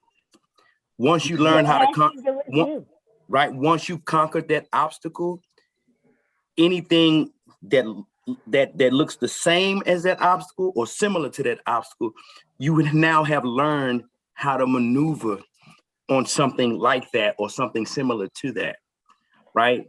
So I don't know exactly what obstacle or thing that keeps representing itself, you know, in your life, but when you conquer it the way that it needs to be conquered, you'll never see it again, because I ain't gonna say you never see it again. It'll never be a problem for you. Let me say that it'll never be a problem for you again, because when you see it, you'll recognize it and you're gonna adjust, right? You're gonna make the proper adjustment for it, and then you smooth sailing. And right. Michael, the thing is, a lot of people, while we face the same issues over and over, we don't want to learn. We want what we want. So my claim is, this is what I wanted. This is how I want it to be. But that's not how it's coming at you. So you will not ever get the results you want. Right. Because you're just going to keep repeating. Shannon, go ahead and hit some of those comments real quick before I have a couple things I want to ask the group. Okay, so Tiana had said back when we were talking about like sexual self-exploration, she said, I was raised that whenever I asked questions, it was answered. And when it came to sex, mom brought out some books and was like, here's the responsibility, like pretty much letting her know, like, your body is not, no one else is responsible for what you do with your body, like you are. And Bridget said, sex was not talked about in my house, even though it should have been. I think my mom was scared to talk to me about it. If so, avoided the conversation altogether. And in speaking in trust, Tiana said, I trust the environment. The environment tells me if someone is in the fight or flight mode, or the environment will tell me, I'm sorry, y'all, I'm dyslexic. Hold on. The environment tells me if someone is in fight or flight mode or somewhere in between. And then responding to Tanya's, her being, I was, what did you say? I was really protected, or like I didn't trust others. And then I really, really was like, you can't, you can't tell me nothing. Indecisive. She goes, right. She goes, once you experience both extremes, you can find your middle, but you have to hit those phases in order to understand what the middle is. Right. And Bridget said, for me, it's important for me to trust myself more, because when I trust others to know me, they tend to underestimate me or my abilities. They either underestimate or over or go too far. But I will say this. Here's one of the things that we always say. So when everybody give credit, and I think these are people that I think the new you, or where you are now based off your experience, has gotten you to where you are, to where you say, I will trust others, because you know better now. You know that you should, that outside input, that makes any sense, aids you in making the proper analysis of self to make the best decision for yourself. Right. And you learn how to read other people and to know when they're just trying to use you as a stepping stone, as opposed to, actually having good expectations for you. But understand this, the old folk always told us, trust your gut, trust your heart. Right. You know what I'm saying? You got to do what's best for you. To me, learning that lesson and just, after growth and the whole growth mindset, them old people been telling us who we should be trusting all along, and that is ourselves. Right? Your solar plexus. Well, let me ask you all this, and this is kind of where I'm going. And I've seen this when I was looking at people, how methods of learning to trust yourself is to learn, to first be yourself. And I think that is learning oneself. Right. And yourself. That's a lifelong journey. Right. Not the person next to you, but you. And what I'm learning about is, as I learn more about world issues and I learn my place in it, I'm learning more about me too in that whole picture. And I was thinking about when someone had said earlier in talking about your friends. I remember when I was younger and I lived in Austin, and I was in Houston and Austin, finished high school and the college in Houston and Austin. And I remember we had our friends that we ran with. Bola. I knew Bola during that time because we met many years ago like that. And I remember it's like if I talk to people, I always had to wonder if it was going to travel. They always say a dog that'll bring a bone will carry a bone. Every stuff would travel, and you wouldn't know whether you told the person and it would stay there with them. And that's how some of those trust issues develop too, is because something traveled, it kept going, and it didn't stay. So here you go. Okay. Watch this. You told your best friend, or who you thought was your best friend, but your best friend got a best friend. Huh? Now we all done been to high school, and we all thought one person was our ride or die. Right. And you done told them something, but that person is riding or dying with someone else. And they got it right. You know what I mean? Y'all know where I'm going with this. So that's why me and Margo don't let each other have other best friends. I agree. I'm gonna break up with you. The key to it all too is you gotta. Go ahead. Go ahead. Somebody was saying something. I heard two people talk. Go ahead. I just was saying, like, the key to it is like the information that you're putting out is got to be something that you're comfortable enough to be able to, like, this is me being honest with myself, that I can be confident enough to back it up if it comes back. And so I'm learning that lesson within that person, that I can't share that most true self, my true self with them. So whatever information that you put out there, you got to be willing to receive, like, if it comes back, how do I handle this now? But not be afraid of it, because that is you and that's something that you did. Claim it and walk in that, but walk on and grow from that. Right. Yeah, I know when I had an experience where the person was my best friend. She was trying to help me get a job. So I went to this job, to her job, met her at this job, and she had told somebody about me, not in a good way. So what that person decided to do was, this is the person so-and-so.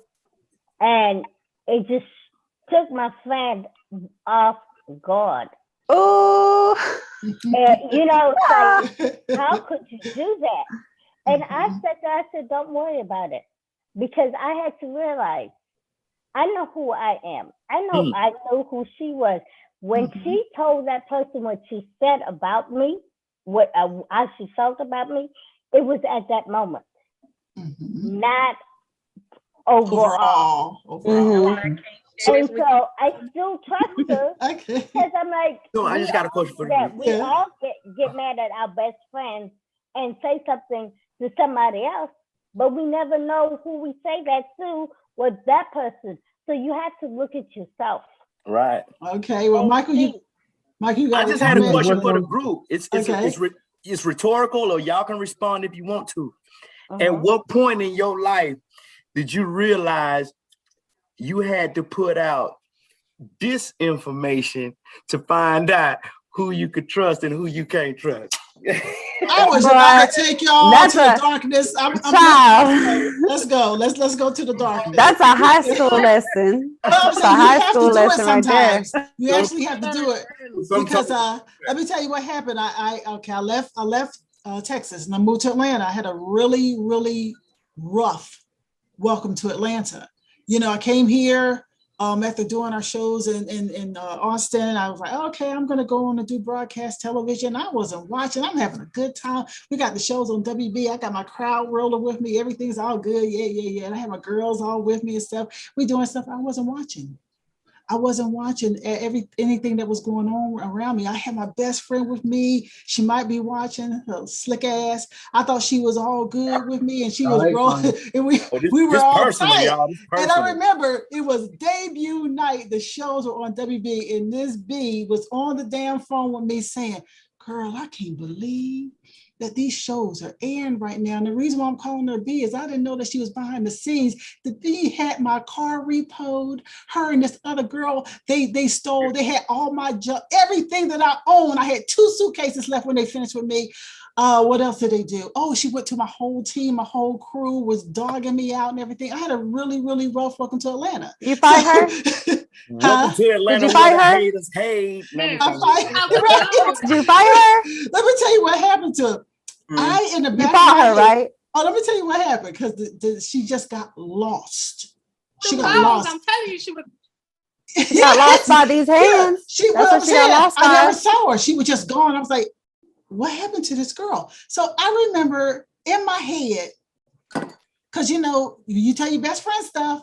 I knew I was trying to get my life straight. I had just gotten a car. Right. I was just gotten a car. I was trying to get it all together, but I was just like a quick little buy here, pay here type thing. And I remember they called her yes, they called her about my car.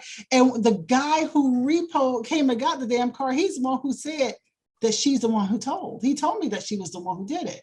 So I was young. I was crazy. I didn't know what was going on with that whole thing. I was just like, you know, never mind. You know, I just didn't really care much about it. So a year later, because it was just a lesson learned, a year later, she found me.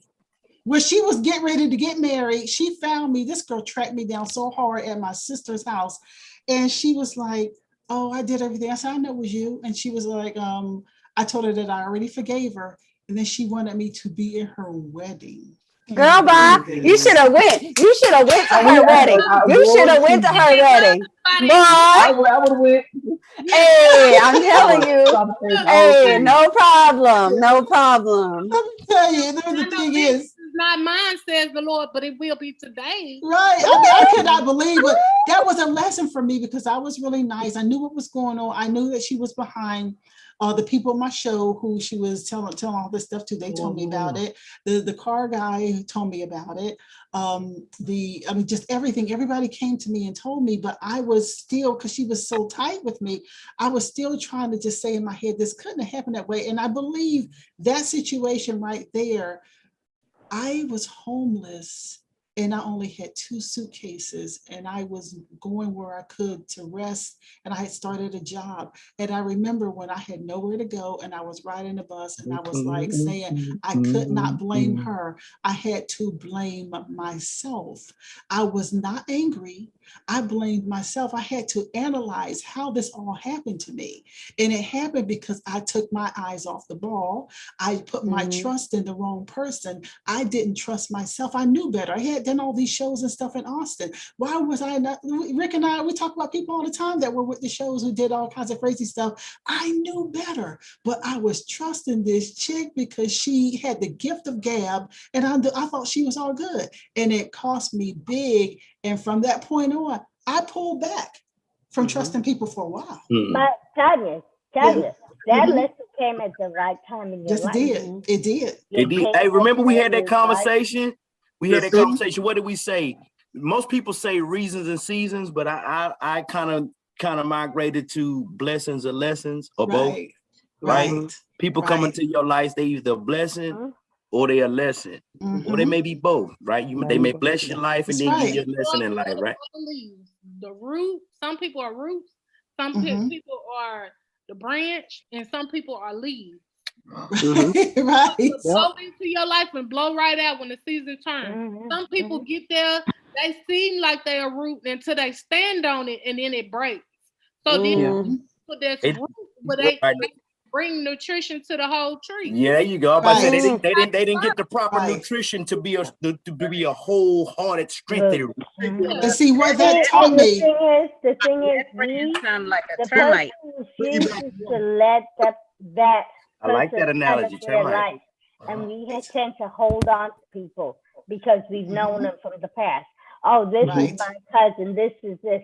When you have to let somebody go, you have to let them go. And you know what? You know what? That's a true statement. That is a definitely true statement.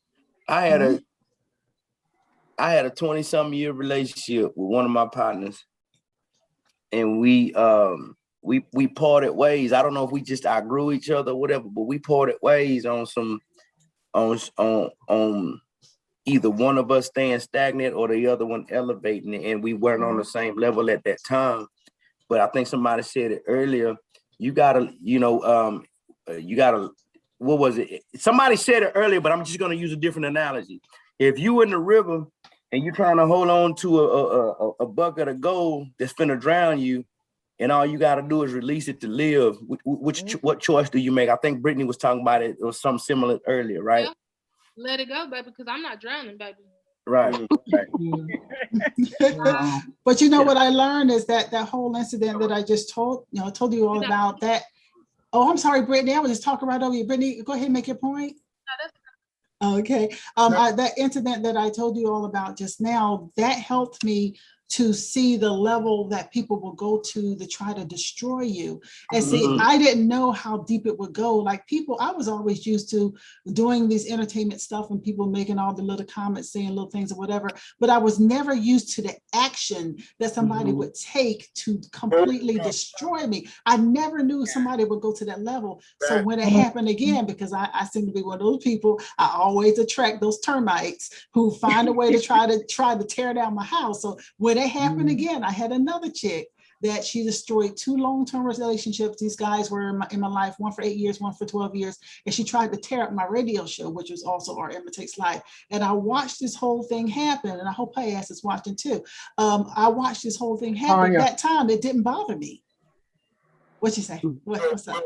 With that, it's like this. I would say we have to go through our worst to understand our best. Period. We have to. It's very important. Otherwise, it's like starting at the top and working sideways. How much damn sense does that make? With that, it's like this. I would say we have to go through our. Michael, are you recording? No. I got so just in case my computer go dead because it's going down. I put my phone on and then I went. Yeah. So my bad. And I saw Rick. Rick was like, hearing himself. He was like, right. No, the whole thing. The government. That's the government. Like, Veronica, were you about to say something just now? No, only thing I was going to ask because Rick was making a point and everybody's making valuable points. Everybody's got if their points are valid and they're spot on. That just lets me know that y'all all went through some things in life and y'all are not the people y'all were back then, that y'all have went through transition, whether it's ascension or transcendence or whatever the case may be, y'all have grown.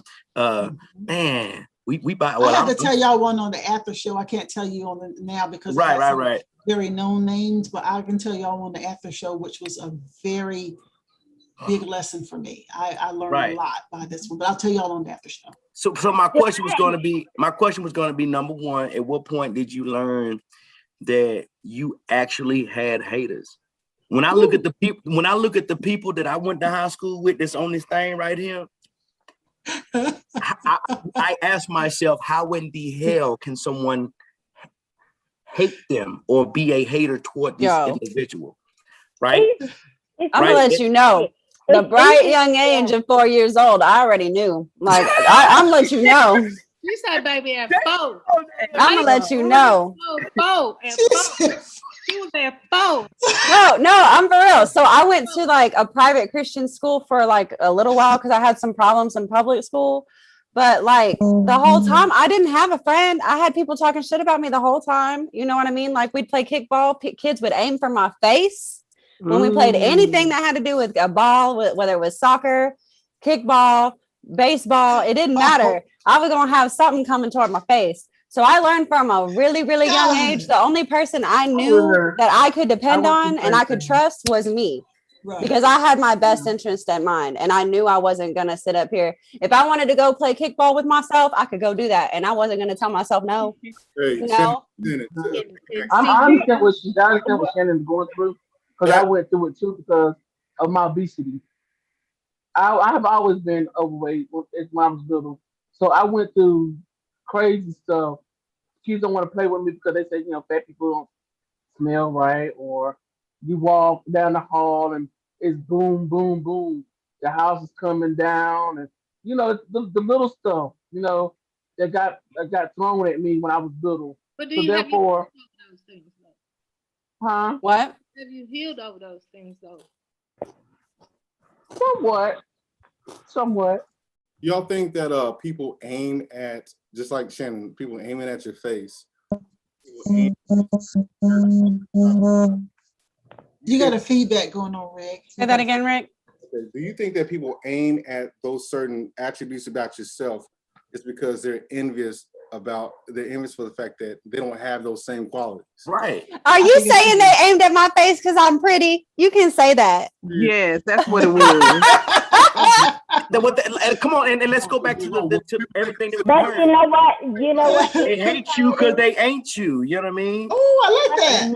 Yeah. Write that down. A lot of times, it also has to do with maturity level. Right. It also has to do with learned behaviors. Yeah. I mean, because we're people. So, okay, 4 years old, just like when the boys like you, they hit you, and you like, wait, if you like me, like hit me.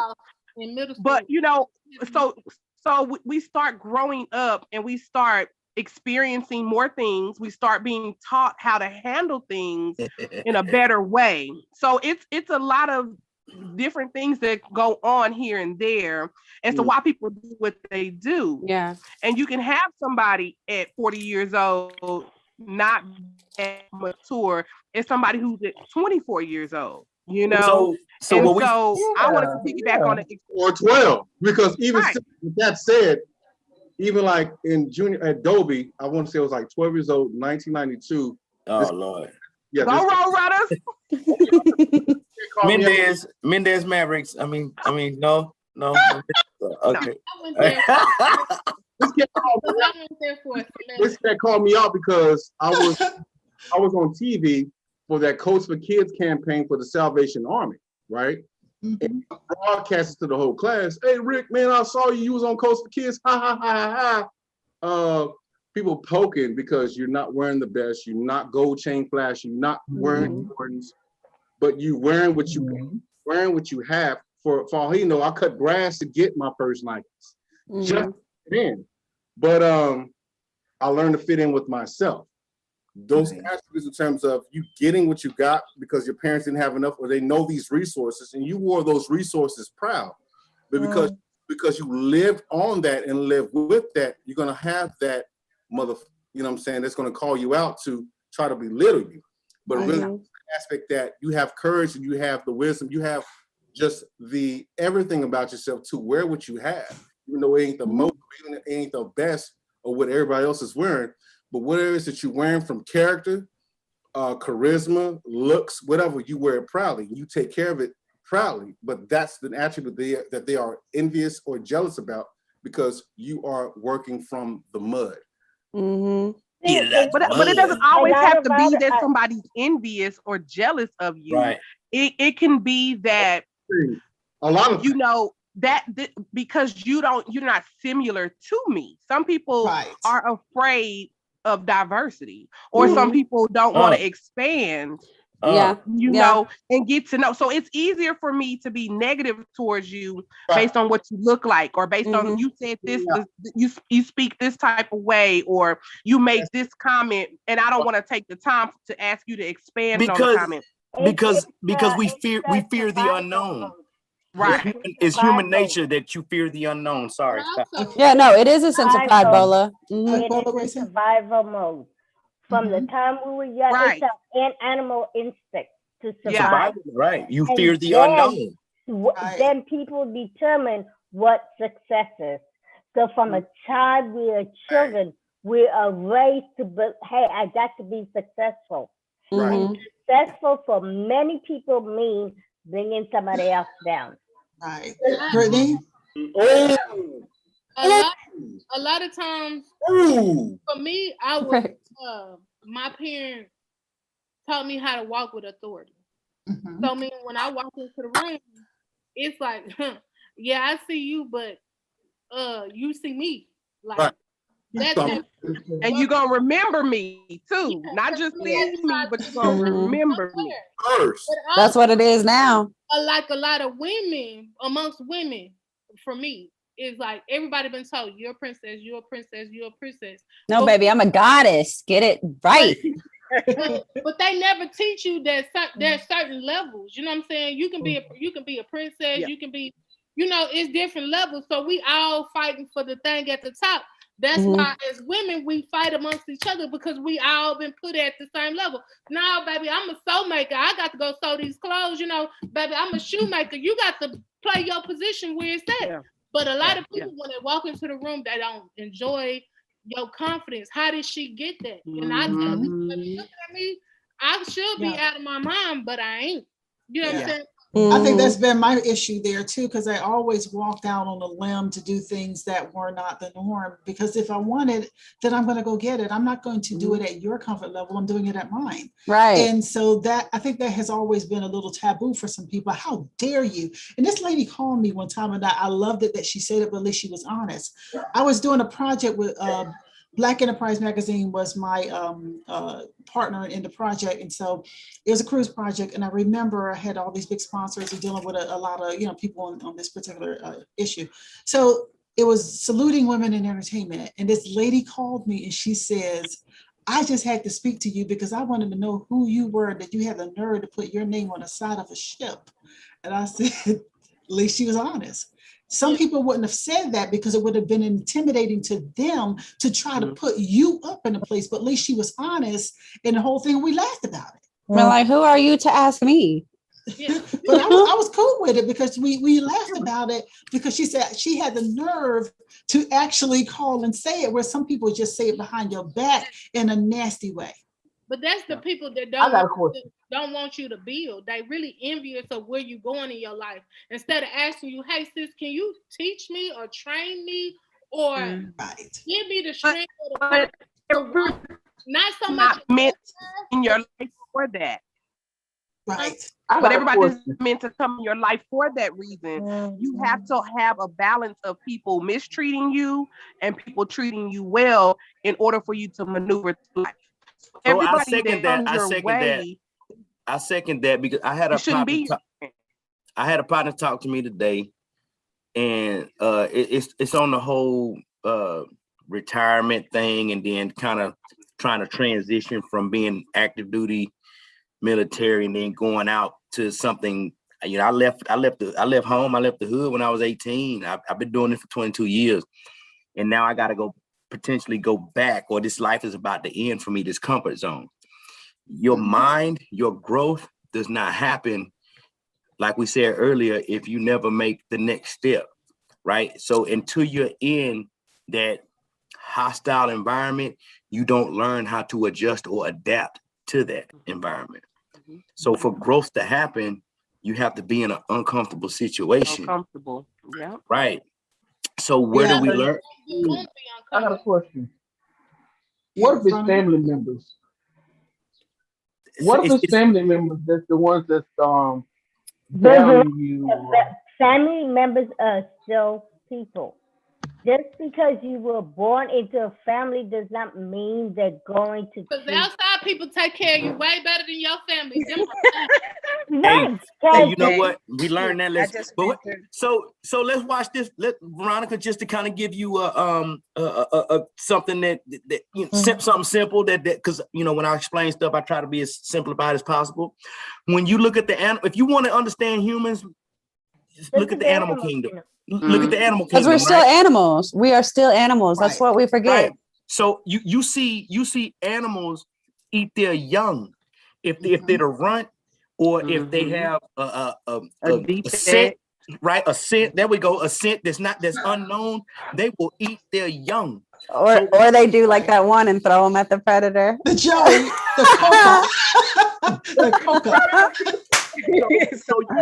So when they tell you, or when you hear that phrase survival of the fittest, regardless of how big your heart may be, self-preservation comes first, right? So, and people always say fight or flight, but I think a lot of us know that there's a third one. When the brain can't decide what to fight or flee, you end up get stuck. You freeze. Fight or frozen. And I'll say this too, Veronica. I thank God for all the information, the advice. I thank y'all very much. I needed it. Well, I'll say this too, Veronica, as your family member, I don't think I've ever said it to you in this manner. Once upon a time, I had to realize that my family members were just other people just in the world, just like everybody else. They may be bonded to me by blood, but they just like anybody else in the world. You may get along with them, you may not. You may love them, you may can't stand them or whatever, but they're still just like any other person in the world that just they are human. Yes, by happenstance. To be bonded to you by and that means they get treated just like any other person, and you don't have to deal with them. Ask me if I talk to my brother and sister unless it's Christmas. Ask me. Yeah, you gotta know your own tolerance level. You gotta know what you're getting into before you get in front of them or in the presence of them. You set your boundaries. Certain people, you only got 5 minutes of coming in my presence, and then it's like, I can't do this because the way you talking. That ain't where I'm thinking. Exactly. I always say kinship does not equal relationship, and blood does not equal bond. I know that's right. I'm finna quote the late. Say that one more time, baby. Say it one more time. I'm finna quote the late great Mo 3. Everybody ain't your friend, and everybody ain't your partner. Not equal. Okay, well, hold on. I got two more going on at one time. First Shameka, and then the Michael. Shameka, what was yours again? Kinship doesn't equal relationship, and blood doesn't equal bond. Kinship doesn't equal relationship, and blood doesn't equal bond. Okay. And Michael, what was yours? I'm quoting somebody else, the late great Mo 3. Everybody ain't your friend, and everybody ain't your partner. Oh yeah. All right now. Miss Veronica, I have a question. Veronica, and what I do because it just it there you go. Oh, you're back now. Okay. My earphones died. Miss Veronica, I have a question. If you had say for instance, you ran and you got an open wound, right? Are you gonna treat it? Can't hear nobody now. Her sound went out. Might not can hear you, Brittney. Can you hear me now? Rocky back yet? Her sound is out. Let's see. There you go. Okay, Veronica, can you hear us? I can now. Okay, go ahead. Look at that. My earpods died on me. If you had an open wound, say you had an open wound, right? Would you treat it, or would you just let it sit there and get affected? Treat it. Okay, that's the same way you do your family. Right. Well, you know something, what I like to do is when we have these discussions, the one thing I try to leave our audience with is some remedy. I think we all tonight have been given some pretty good remedies, but I looked at this article here on Healthline, and as I go through some of these points, you all give me your feedback. The first point that they said in trusting oneself is to be yourself. I think we pretty much been kind of saying that one all night. Would y'all agree? Mm-hmm. Yeah. Yes. Okay. Number 2, they say set reasonable goals. What do y'all feel about that? We say set goals. Set reasonable goals. Reasonable goals. Right. Set boundaries. Healthy boundaries. Right. Yeah. So But no, to set reasonable goals is goals you can achieve. Goals that they may be hard, but they're achievable. And a lot of us set goals that we cannot achieve, and that damages our identity. Right. So we think we are. So when I look at goal setting, I'm gonna get out of teacher mode here in a minute. I look at goal setting as this, right? I look at goal setting the same way that people use the word communication. People will tell you that communication is key, but no one actually teaches you how to communicate or how to make that happen, right? So when people say, what are your goals? if people are still trying to figure out who they are, because goals are based off of your values, people don't even know what they value. Right. So they have to learn what, you see what I'm saying? Like with communication, hey, communication is key. Well, what do I say? How do I do communication? But you're never asked, how do you feel? Right. You know what I mean? So with the goals, in values and goals, if you got to identify with oneself, identify your values so that you can make the proper goals. And then the goals are a meaning to live out your values, because what you value ends up being your goal. Yeah. Okay. I like that. Well, here's another one. I thought there was another point. I thought this point was really good. Be kind to yourself. Yes. Yes. And I think that's what a lot of people do. They tear their own selves up. Yes. Okay. I get people asking me all the time. So obviously, like, I like working out. Like I do that pretty often. Like I eat pretty healthy, mainly because I'm allergic to a lot of shit. So I'm not really allowed to do a lot of things. Okay. So, but I get asked all the time. I'm like, how do you because I deal with depression on a regular, and that can affect a lot of like things throughout. Like I'm pretty manic. So I go like this a lot. And people are always asking me, because I'm Element Rose online, so I have my art thing. So I'm kind of like in the public per se. It's 90% on the internet, but I'm in the public. And people are always asking, like, how do you stay in such a good mood? How do you keep your body at a certain weight? Like, you're always like in the gym, you're always keeping yourself motivated. Like, how do you do stuff like that? And I'm gonna let you know, like, the biggest step that you can take for yourself is having those kind comments or having those mental breakdowns in the mirror and just letting yourself feel those things in the mirror. Like it's going to feel very weird the first time, but literally I cannot tell you how many times I just sat in my sink and like stared at myself while I cried and like told myself, like, you're better than this. You're going to get through this. Like it's those conversations that will pull you further than anything else. So let me ask you this. Who's your best friend? Who's Me. your best friend? There you go. So let me ask you this. Talk to me. Do you have an ugly cry? Oh yeah. No, man. No. No, I'll just I'll be like, oh yeah. So okay. Wait. Whoever was speaking last came in really broken. Right. Was that Shameka? Was that Shameka trying to say something? Yeah. Yes. She's frozen. Shameka, you're frozen. You're frozen for a moment. Oh.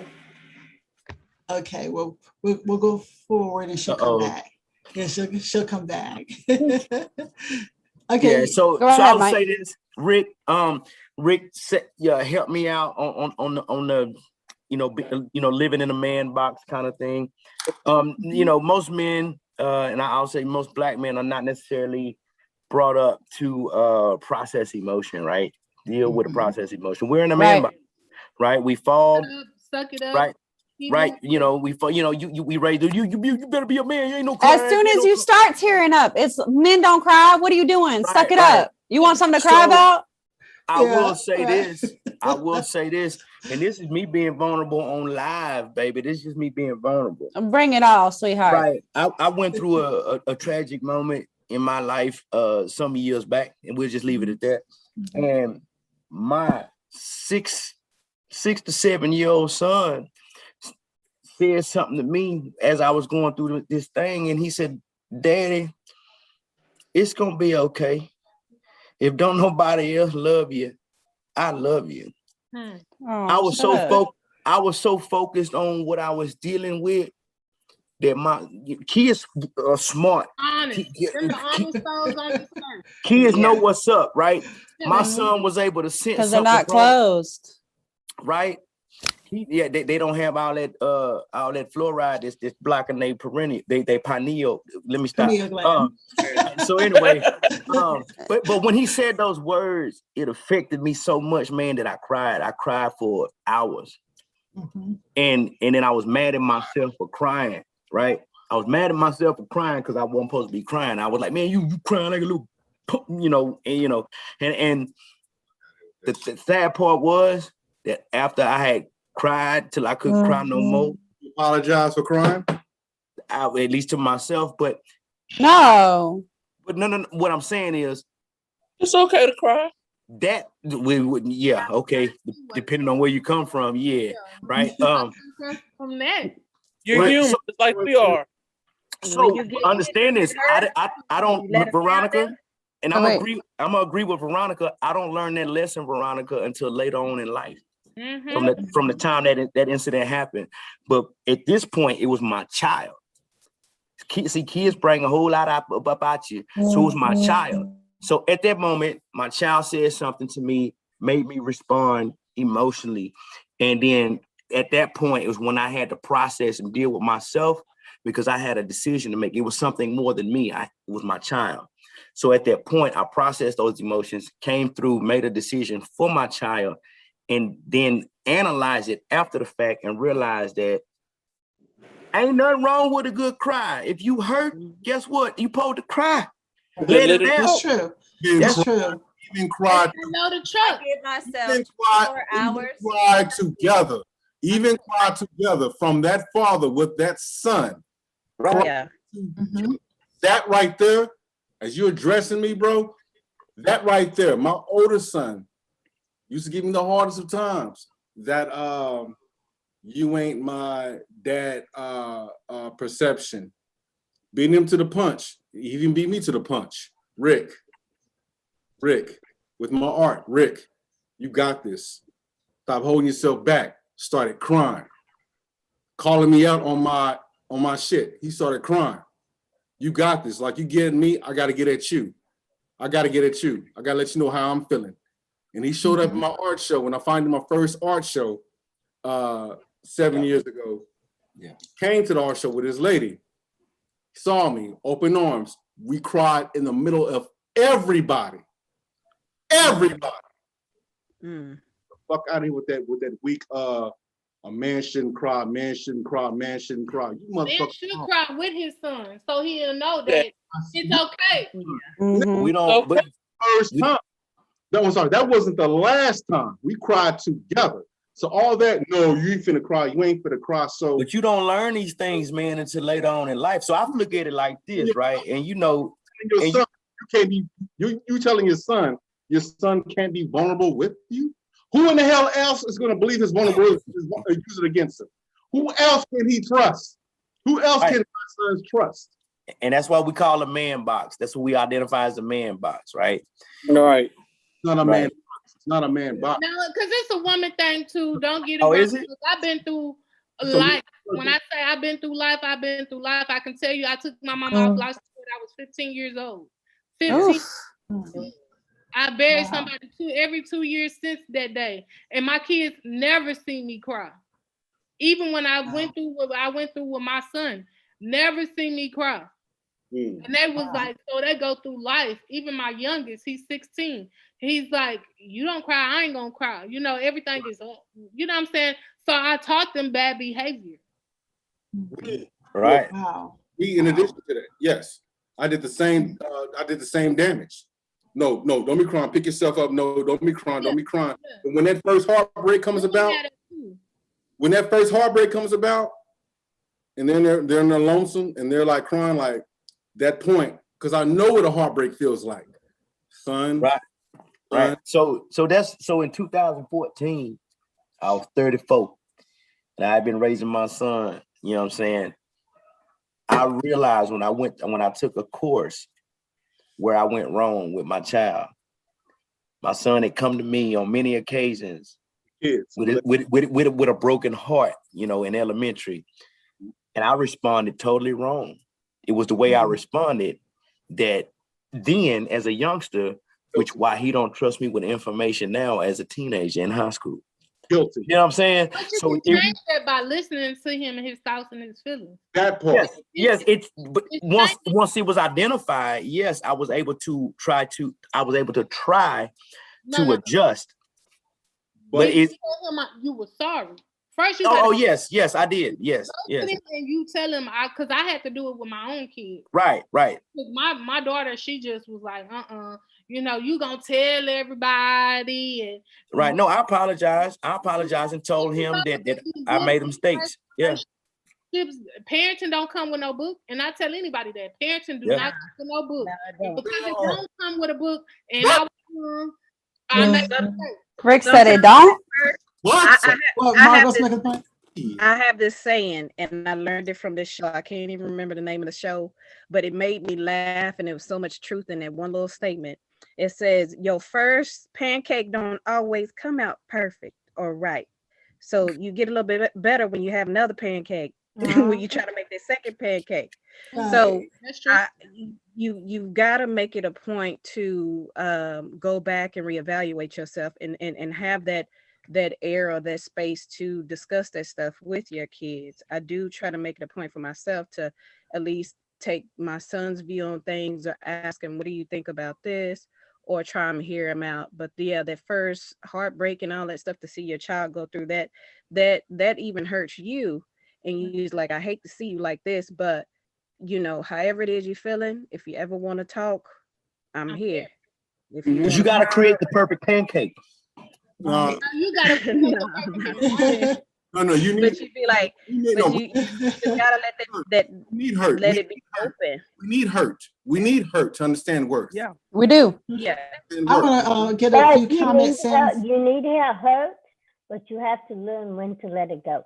Yeah. Say that again, Bola. I missed it. I missed that. What she say? You need hurt, but you need to know when to let it go. Oh yeah, definitely. Our emotions are energy, emotion.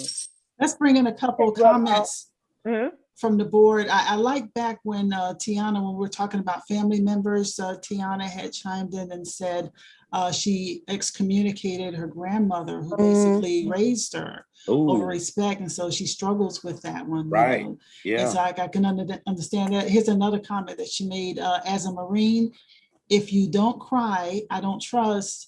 If you don't cry, I don't trust. If you can't be real with yourself, then you can't really have my back when it gets rough out there. And that's I think powerful right there. That's powerful. I can feel that. I feel that to and through. Exactly. And but not everybody is raised to know how to cry.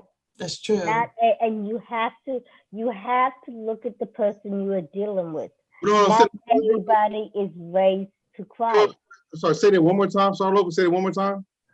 Not everybody's raised to cry. Say it one more time. He just wants to hear it. Not everybody is raised to cry. And I got one more comment from the comments that we have. From Mama. Yeah, from Mama. She says, instead of fighting, we should be lifting each other up, not tearing down. Celebrate our differences. Don't whisper them like deficiencies. Thanks, Mama. That Mama chiming Rose? in. Yeah, that's Mama Rose. It's for chiming in. Okay, tell Mama Rose she got some, you know what I'm saying? I respect Pop, you know. It's the power of love. Tell Mama's been growing a little bit. You know what? Let me get these last 3 points in before we end things here. Number 4 was build on your strengths, and I'll tell you this. I'm gonna let you all chime in on this too. When I was feeling kind of lousy and low, and people have been asking me for a long time, when are you bringing back our Imitates Life? This show right here, because I just went through some things for a while, and I stalled. And I say, you know what, building your strength. My strength is my mouthpiece. Okay, we're back. I'm good. Hey, run it. Yes, run that. So what do you all feel about building on your strengths? Man. That goes to like the first question, I think, with do you trust yourself or do you trust your peers? Sometimes your peers can remind you of your strengths within yourself. Not using it against you. Because like we all came to a conclusion, sometimes we grow out of people. We grow from people, especially with behaviors, the way they see things, or the way that they're using your vulnerability against you. Hell, I even befriended someone that's like, no, damn. Yeah, we should have been cool from a long time ago, but it's like, time and a place, the season and the reason, you know what I'm saying? But it's like the universe has to come together. Right. People have to grow in order to be able to be in each other's lives for long periods of time. Right. I hate both of y'all. Well, here's another one. I'm gonna throw something in. Okay. What Sure. we always do, we tend to look at how people have hurt us. How have we hurt people? That's another growing. Yeah. To piggyback off that, you know, like you can only build so much off of your strengths until you need to start building off of your weaknesses. Right. And then watch this here. I'm gonna tell you right here. This just because I'm all positive. We're not gonna call them weaknesses. We're gonna call them lesser strengths. Right? We're gonna call them happy mistakes. We're gonna pull a Bob Ross and call them happy accidents. But here's the deal. But the thing is, Right, you because balance both. If you don't acknowledge and accept the good and the bad, you're not balanced. Right. Okay. Constantly ponder on the negative stuff so much till it'll overpower your strength. You have to do the shadow work and able to do the light work. You just have to. That part right there, girl. I'm doing that shadow work now, girl. I'm about to turn it in. I'm telling you. I don't want to do this no more. Hold on. Yeah. Okay. What was Rick? Number 5 straight. Carry on. That's what Rick was doing there. Well, you know what? As you all are talking about yourself, the number 5 thing that said in this article is spend time with yourself. Yes, you cannot be afraid. Oh, child, I was just talking to somebody about this. You cannot be afraid of silence. There is a certain amount of personal growth that comes with just sitting by yourself. I was talking to one of my homegirls a few minutes ago because she got this homegirl that got a drinking problem, right? And she's like single, she ain't got no kids. And keep in mind, I'm 31, so we in that age bracket where it's like, if you ain't got kids or a family, you're kind of like trying to figure out where you got to where to step. You know, not what's wrong with you. No, sir. Now, trying to figure out where to step next. I'm saying a lot of people. So, and I'm finish your story. I'm gonna finish my story and then about where I'm stepping next. Anyway, so I'm just saying, it's hot girl summer all the time. Okay, baby. All right, I ain't got to answer to nobody when I'm drinking. Anyways, but her homegirl's like she's drinking a lot and it's becoming a problem to where like she can't go out nowhere unless there's like a bar or something, right? And I'm like, you got to understand. Your homegirl is freaking out because you're pulling away because you're her escape. She doesn't know how to sit alone in silence and be with herself and to be able to grow with herself long enough to be able to be happy. So you're her escape for happiness.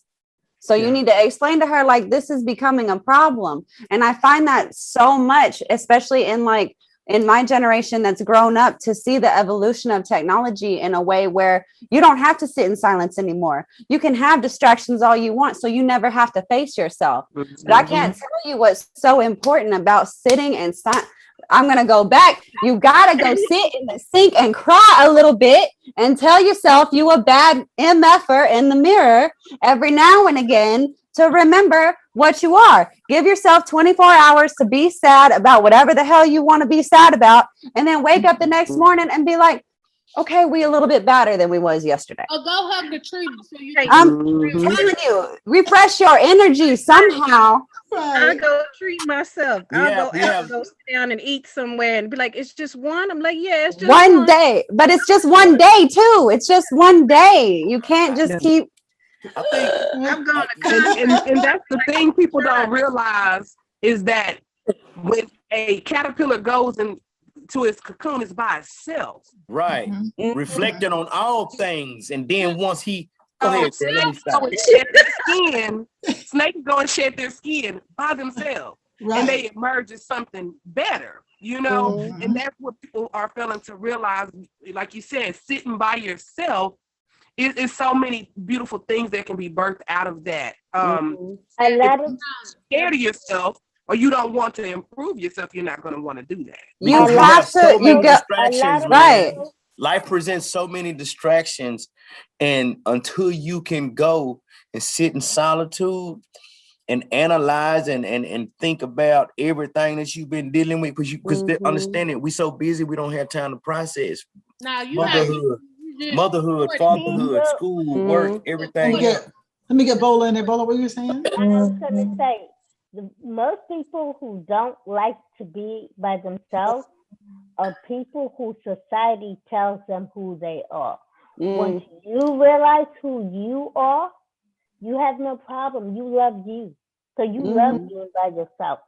But when you're trying to fit somebody else's shoes, you got to go out there and find the shoes to fit in. Bola, every time you talk, I get so hyped. I'm like, yes, Bola, yes. And I agree. But personally, so I can get my therapy in. How much do you charge per hour? How much do you charge? Yeah. You need to know them prices. You need to send me my email because I need that, all of it. I realize that some of your best ideas and talents come to you when you are by yourself. That's when I decide if I'm going to do some writing, some art, some whatever, the best ideas for growth. Exactly. How can you hear? Okay, y'all take a note. I'm spiritual. Okay. How can you hear how can you hear your spirit guides? How can you hear any of that? How can you hear those things coming to you if you just drown yourself in all this noise? But that's what they want.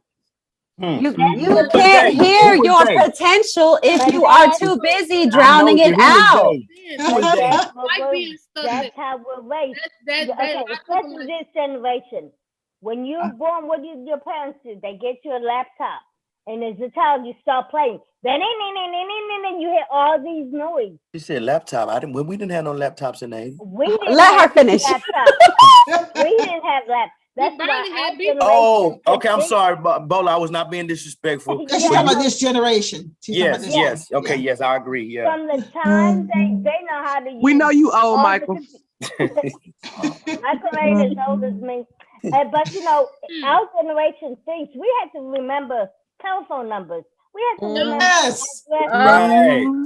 We had a phone book. Nowadays, people don't have to remember. It's so much access. They got unlimited access. We had to go and lift up the mattress and get the magazines or the VHS tapes. And then we had to make sure, and then the way you got caught because you didn't rewind it back to what it was. Child. You better speak on it. You better speak on it. A lot of noise. We have a lot of noise. We don't think about it. Even the laptops we on, they're exuberating noise all the time through our brain waves. So our brains don't know how to settle down. If your brain doesn't know how to settle down, how are you going to know who you are? Right.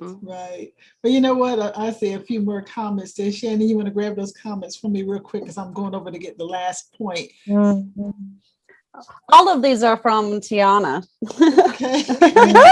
All right, Tiana. She's on it today. I'm giving Tiana credit because she's been on it tonight. Yeah, straight up. So Yeah. She's had a lot of growth. She's a personal friend of mine. She's had a lot of growth within the past year and a half for sure. And she owned it though. Tiana. Thank you for sharing, Tiana. Well, thank you, Tiana. But she said, rely on your strengths and build up on your weaknesses. Eventually your weaknesses become your strengths and then you can do it all over again. Right. And she said, she's 31 here, no kids. I think you missed the word, baby girl, and I'm dyslexic, and I caught that. Where are we going is the question. And then she was like, when we were talking about how you got to like control your own stuff, and like, she'd be like, I used to be pissed off for days. She didn't have a tech thing until she was 22. And the first thing she had was an Xbox 360. And now she's a software engineer. And then she goes, sorry, I talk a lot. It's cool. Thank you, Tiana. Well, you know what? We've been talking about this last 6 point here all night. And I think it's one of the first things I said. I wasn't expecting to see it in an article, but it's A1. And that is being decisive. Because you have to learn to trust yourself. You have to learn to, by doing that, you trust in the decisions, the process, stuff that you make, and stand upon it. Even if you're going to make a decision that is not the greatest one, it's a learning experience, as you have also said tonight. What do you all think about that? Risk management. Risk management. We've been raised, are we making good decisions or bad decisions? We're making the decision to go forward, be it wrong or right. From that wrong decision, we correct it. But we're so scared of making decisions because we think we're going to make the wrong decision. Then we turn to other people to try to help us. When it's like, hey, you do what you need to do for the time you need to do. We fear judgment. We Right. fear judgment. Yeah, most definitely. The world is so judgmental. We fear judgment. Sorry, Brittney, go ahead. I mean, that's so true. I want to move away from here, but I'm so scared. No. You know what thing I find, and y'all Texans are gonna get on me about this, but I feel like girl, and get the hell on. I feel like Texas is. I don't have a bad life here, but I just want to move. I feel like Texas is so big until Texans feel like they can't get out, like they can't find a way out of it. No, we just don't want to get out. We just do not want to get out, ma'am. Everything's bigger and better in Texas. Why we want to leave? We made it this big for a reason. Okay. I always hear Texans say that they want to go, and I just Dallas, Houston, where I'm going. Look, hey, we rep come out here to Dallas, baby. Look, we rep Texas from the womb to the tomb, baby. So to do anything other than Texas, it just don't feel. But I'm natural. telling you, I have lived in Texas, and I claim Texas. I was only there for 14 years, and I claimed it as a home. But now I have lived in Atlanta longer. Yeah, I know, right? But see, now I've lived in Atlanta longer. I've been in Atlanta 20 years, and so I can't really say, that I've lived in Vegas, I've lived in North Carolina, New Jersey, Philadelphia. I've lived a whole bunch of places over time, but Texas, I did in grasp Jersey that and as all my that. home. I'm telling you, it's not. And see, I had to grasp Texas as my home, and I loved it. And that really was hard for me to leave there. I ain't gonna lie, but because it's amazing here. That's why. See, I've never really been fond of Texas. I've never been fond of Texas. All right. To me, I've been stuck in Texas, but it's not what I really want. I love California. Okay. Look, everybody in California moving to Texas. I'm just saying. Because of the land of milk and honey. Well, I'm trying to get out of North Carolina, so. But I guess Well, come on to Texas. It's big enough for all of us. Come on to Texas. Well, if I go to Texas, I ain't going but one place. I'm going straight to Dallas. Oh, all right. Give me some friends. No, I'm from H-Town, baby. I'm from H-Town. We represent Houston, Texas. Go and put that stuff. I always found Dallas a little bit strange for me. I liked Houston and Austin. Dallas, you know what it was? I know what it was. It was the fact that when I first went to Dallas, they took me straight over to the Kennedy Center and all that stuff that they put me in a bad place, a bad headspace. Whoa. So the first time down here, they're like, here's where this man got killed. Enjoy. Yeah. Amazing. Amazing. That's kind of gross. That's exactly how it happened. You should have been taken to Deep Ellum. Should have been the first place. Like, baby, where's Sweet Georgia Brown at? Where's Sweet Georgia Brown? Yeah, I went to Sweet Georgia Brown 3 weeks ago. That's where the first place. I got into Dallas on a Saturday. The next day on Sunday, I was at Sweet Georgia Brown, standing in that line for 45 minutes, and it was worth it. My first time in Dallas was at a track meet. And let's just say it was off the chain. I used to love going to Dallas. Was it for Johnston? Yes. No, it was summer track. It was summer track. Oh, summer track. Okay. And I say Deep Ellum, Bola, because there's a whole art movement that's happening down here right now. Okay.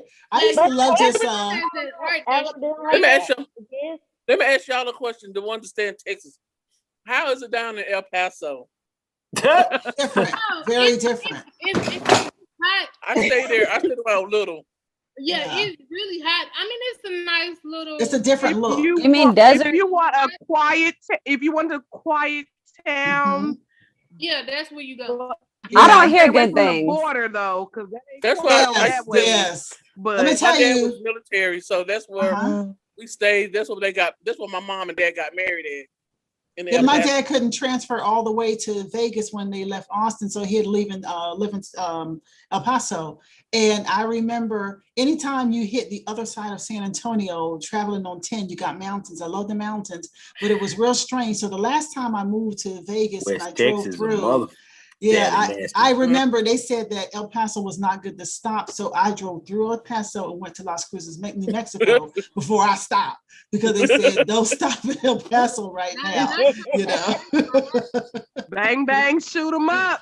But you know something? I used to like going to Dallas, never would live there. Remember Bola, we would go there. Didn't I take you with Brian McKnight with me? And was that the night I hit my head myself in the head of the tripod? Whoa. Did she say she hit herself in the head with a tripod? You need to get that while you could have left out that part. None of the guys, remember, none of the guys had showed up. Yeah, so I had an all-girl crew. I didn't even know who. I saw Brian McKnight on TV, but I didn't know who. You remember, I had him moving stuff. I say, come over here. I need you to move this table for me. And you was the one who said, Bola, you know who, because he had a hoodie on. And you said, Bola, what are you doing? I said, oh, he's just moving stuff. And he said, you know who that is? She had put Brian to work. So you done told Brian McKnight to move a table for you.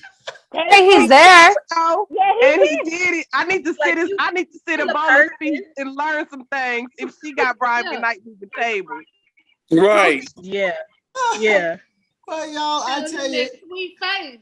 And he was like, okay, I got you, baby. I got you. Right. I don't want you to listen. I was just stood there amazed because she came in with that confidence. That's what happened. She was like, hey, I need help. Look.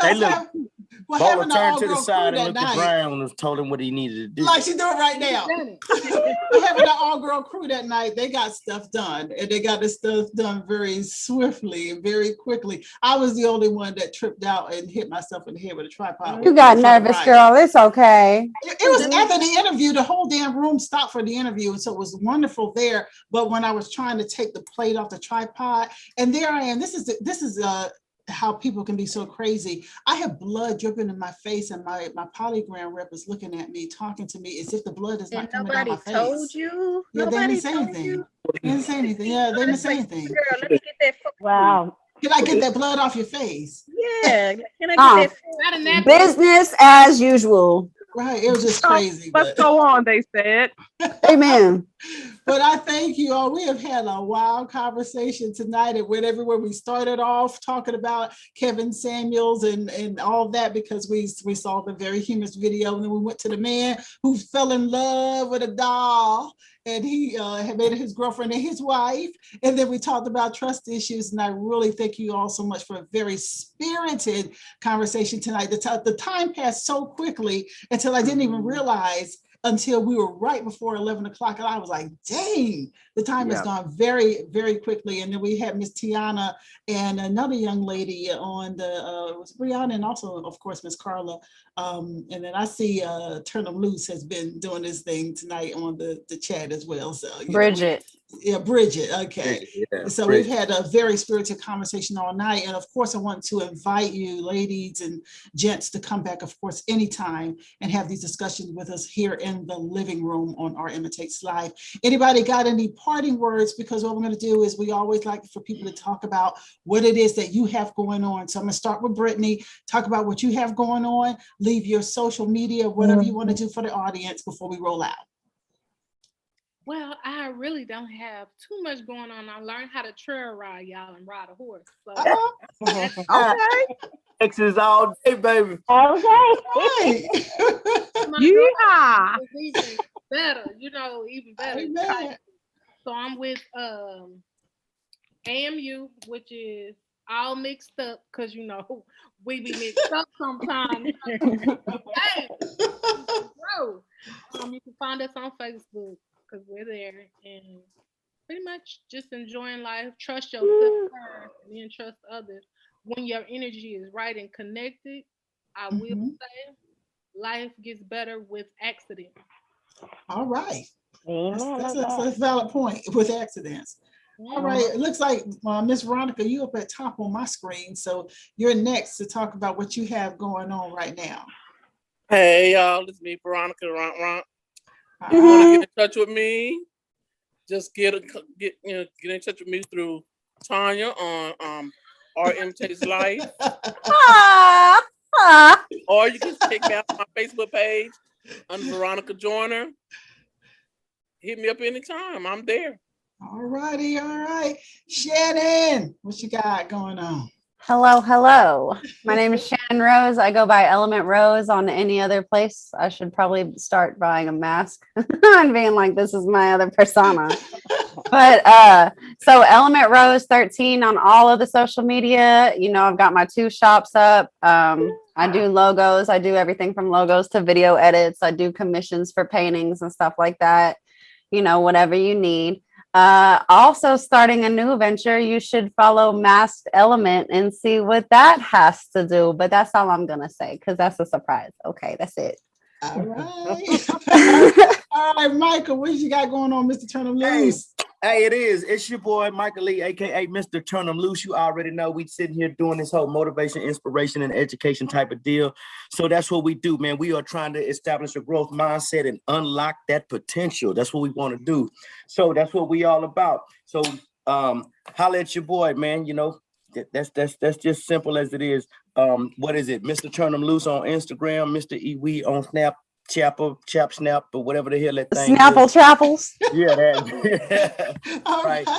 You know what I mean? And then that's just where it's at for right now. You know what I mean? Turn 'em Loose LLC. That's where we at. Holla. All right, Miss Bola.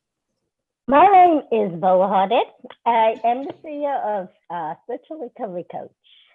And I am an inner healing and energy cleansing coach. I help women transform, mass transform and align their identity, their relationships, and mindset. I am a coach, life coach.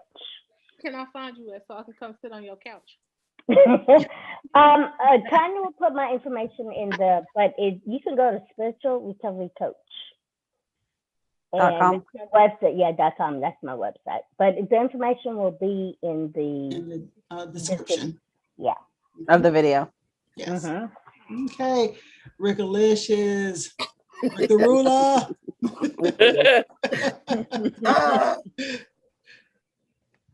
Oh, I don't hear you. I hear you. We don't hear you. Unmute your mic, pimp. Unmute your mic, pimp. Come on now, grow young, not grow old. Hello, sir. Unmute your computer. I guess Rick don't have nothing to say no more. There you go. We got you. Artists behind me and also all around me. You can find me Sachi Art, Rick West Art, just as it sounds. Like I said, artists behind me and also all around me. Look me up on my Instagram, just as it sounds, Rick_Adams with an S _West. All right, keep your direction. No, it's keep your direction. _ the ruler _ Rickalicious Rick Ness Monster. You got it blessed, Tanya. Right. Okay, Miss Margo, thanks for joining us tonight. What is going on with you, and how can you? If we reach you, we want to reach you. I can't get the words out. If we want to reach you, you can put that out there. Margo Walker Brown. I'm just on Facebook. I don't really do much. I teach, I learn, I do poetry, stuff like that. Ooh. But and I'm a very spiritual person. So coming from my friend Shameka, we converse a heck of a lot. But besides that, I'm here in Austin, Texas. All right, Austin. All right, Margo, thank you for being here. And Miss Shameka, what's going on with you, lady? Well, a friend of mine, we decided that we were going to go to Jamaica, and from that birthed a blog that we're getting ready to start on Instagram, and we're going to be called the Fat Mermaids. Just stands for PHAT, pursuing happiness all the time. So we will be logos. Mermaids.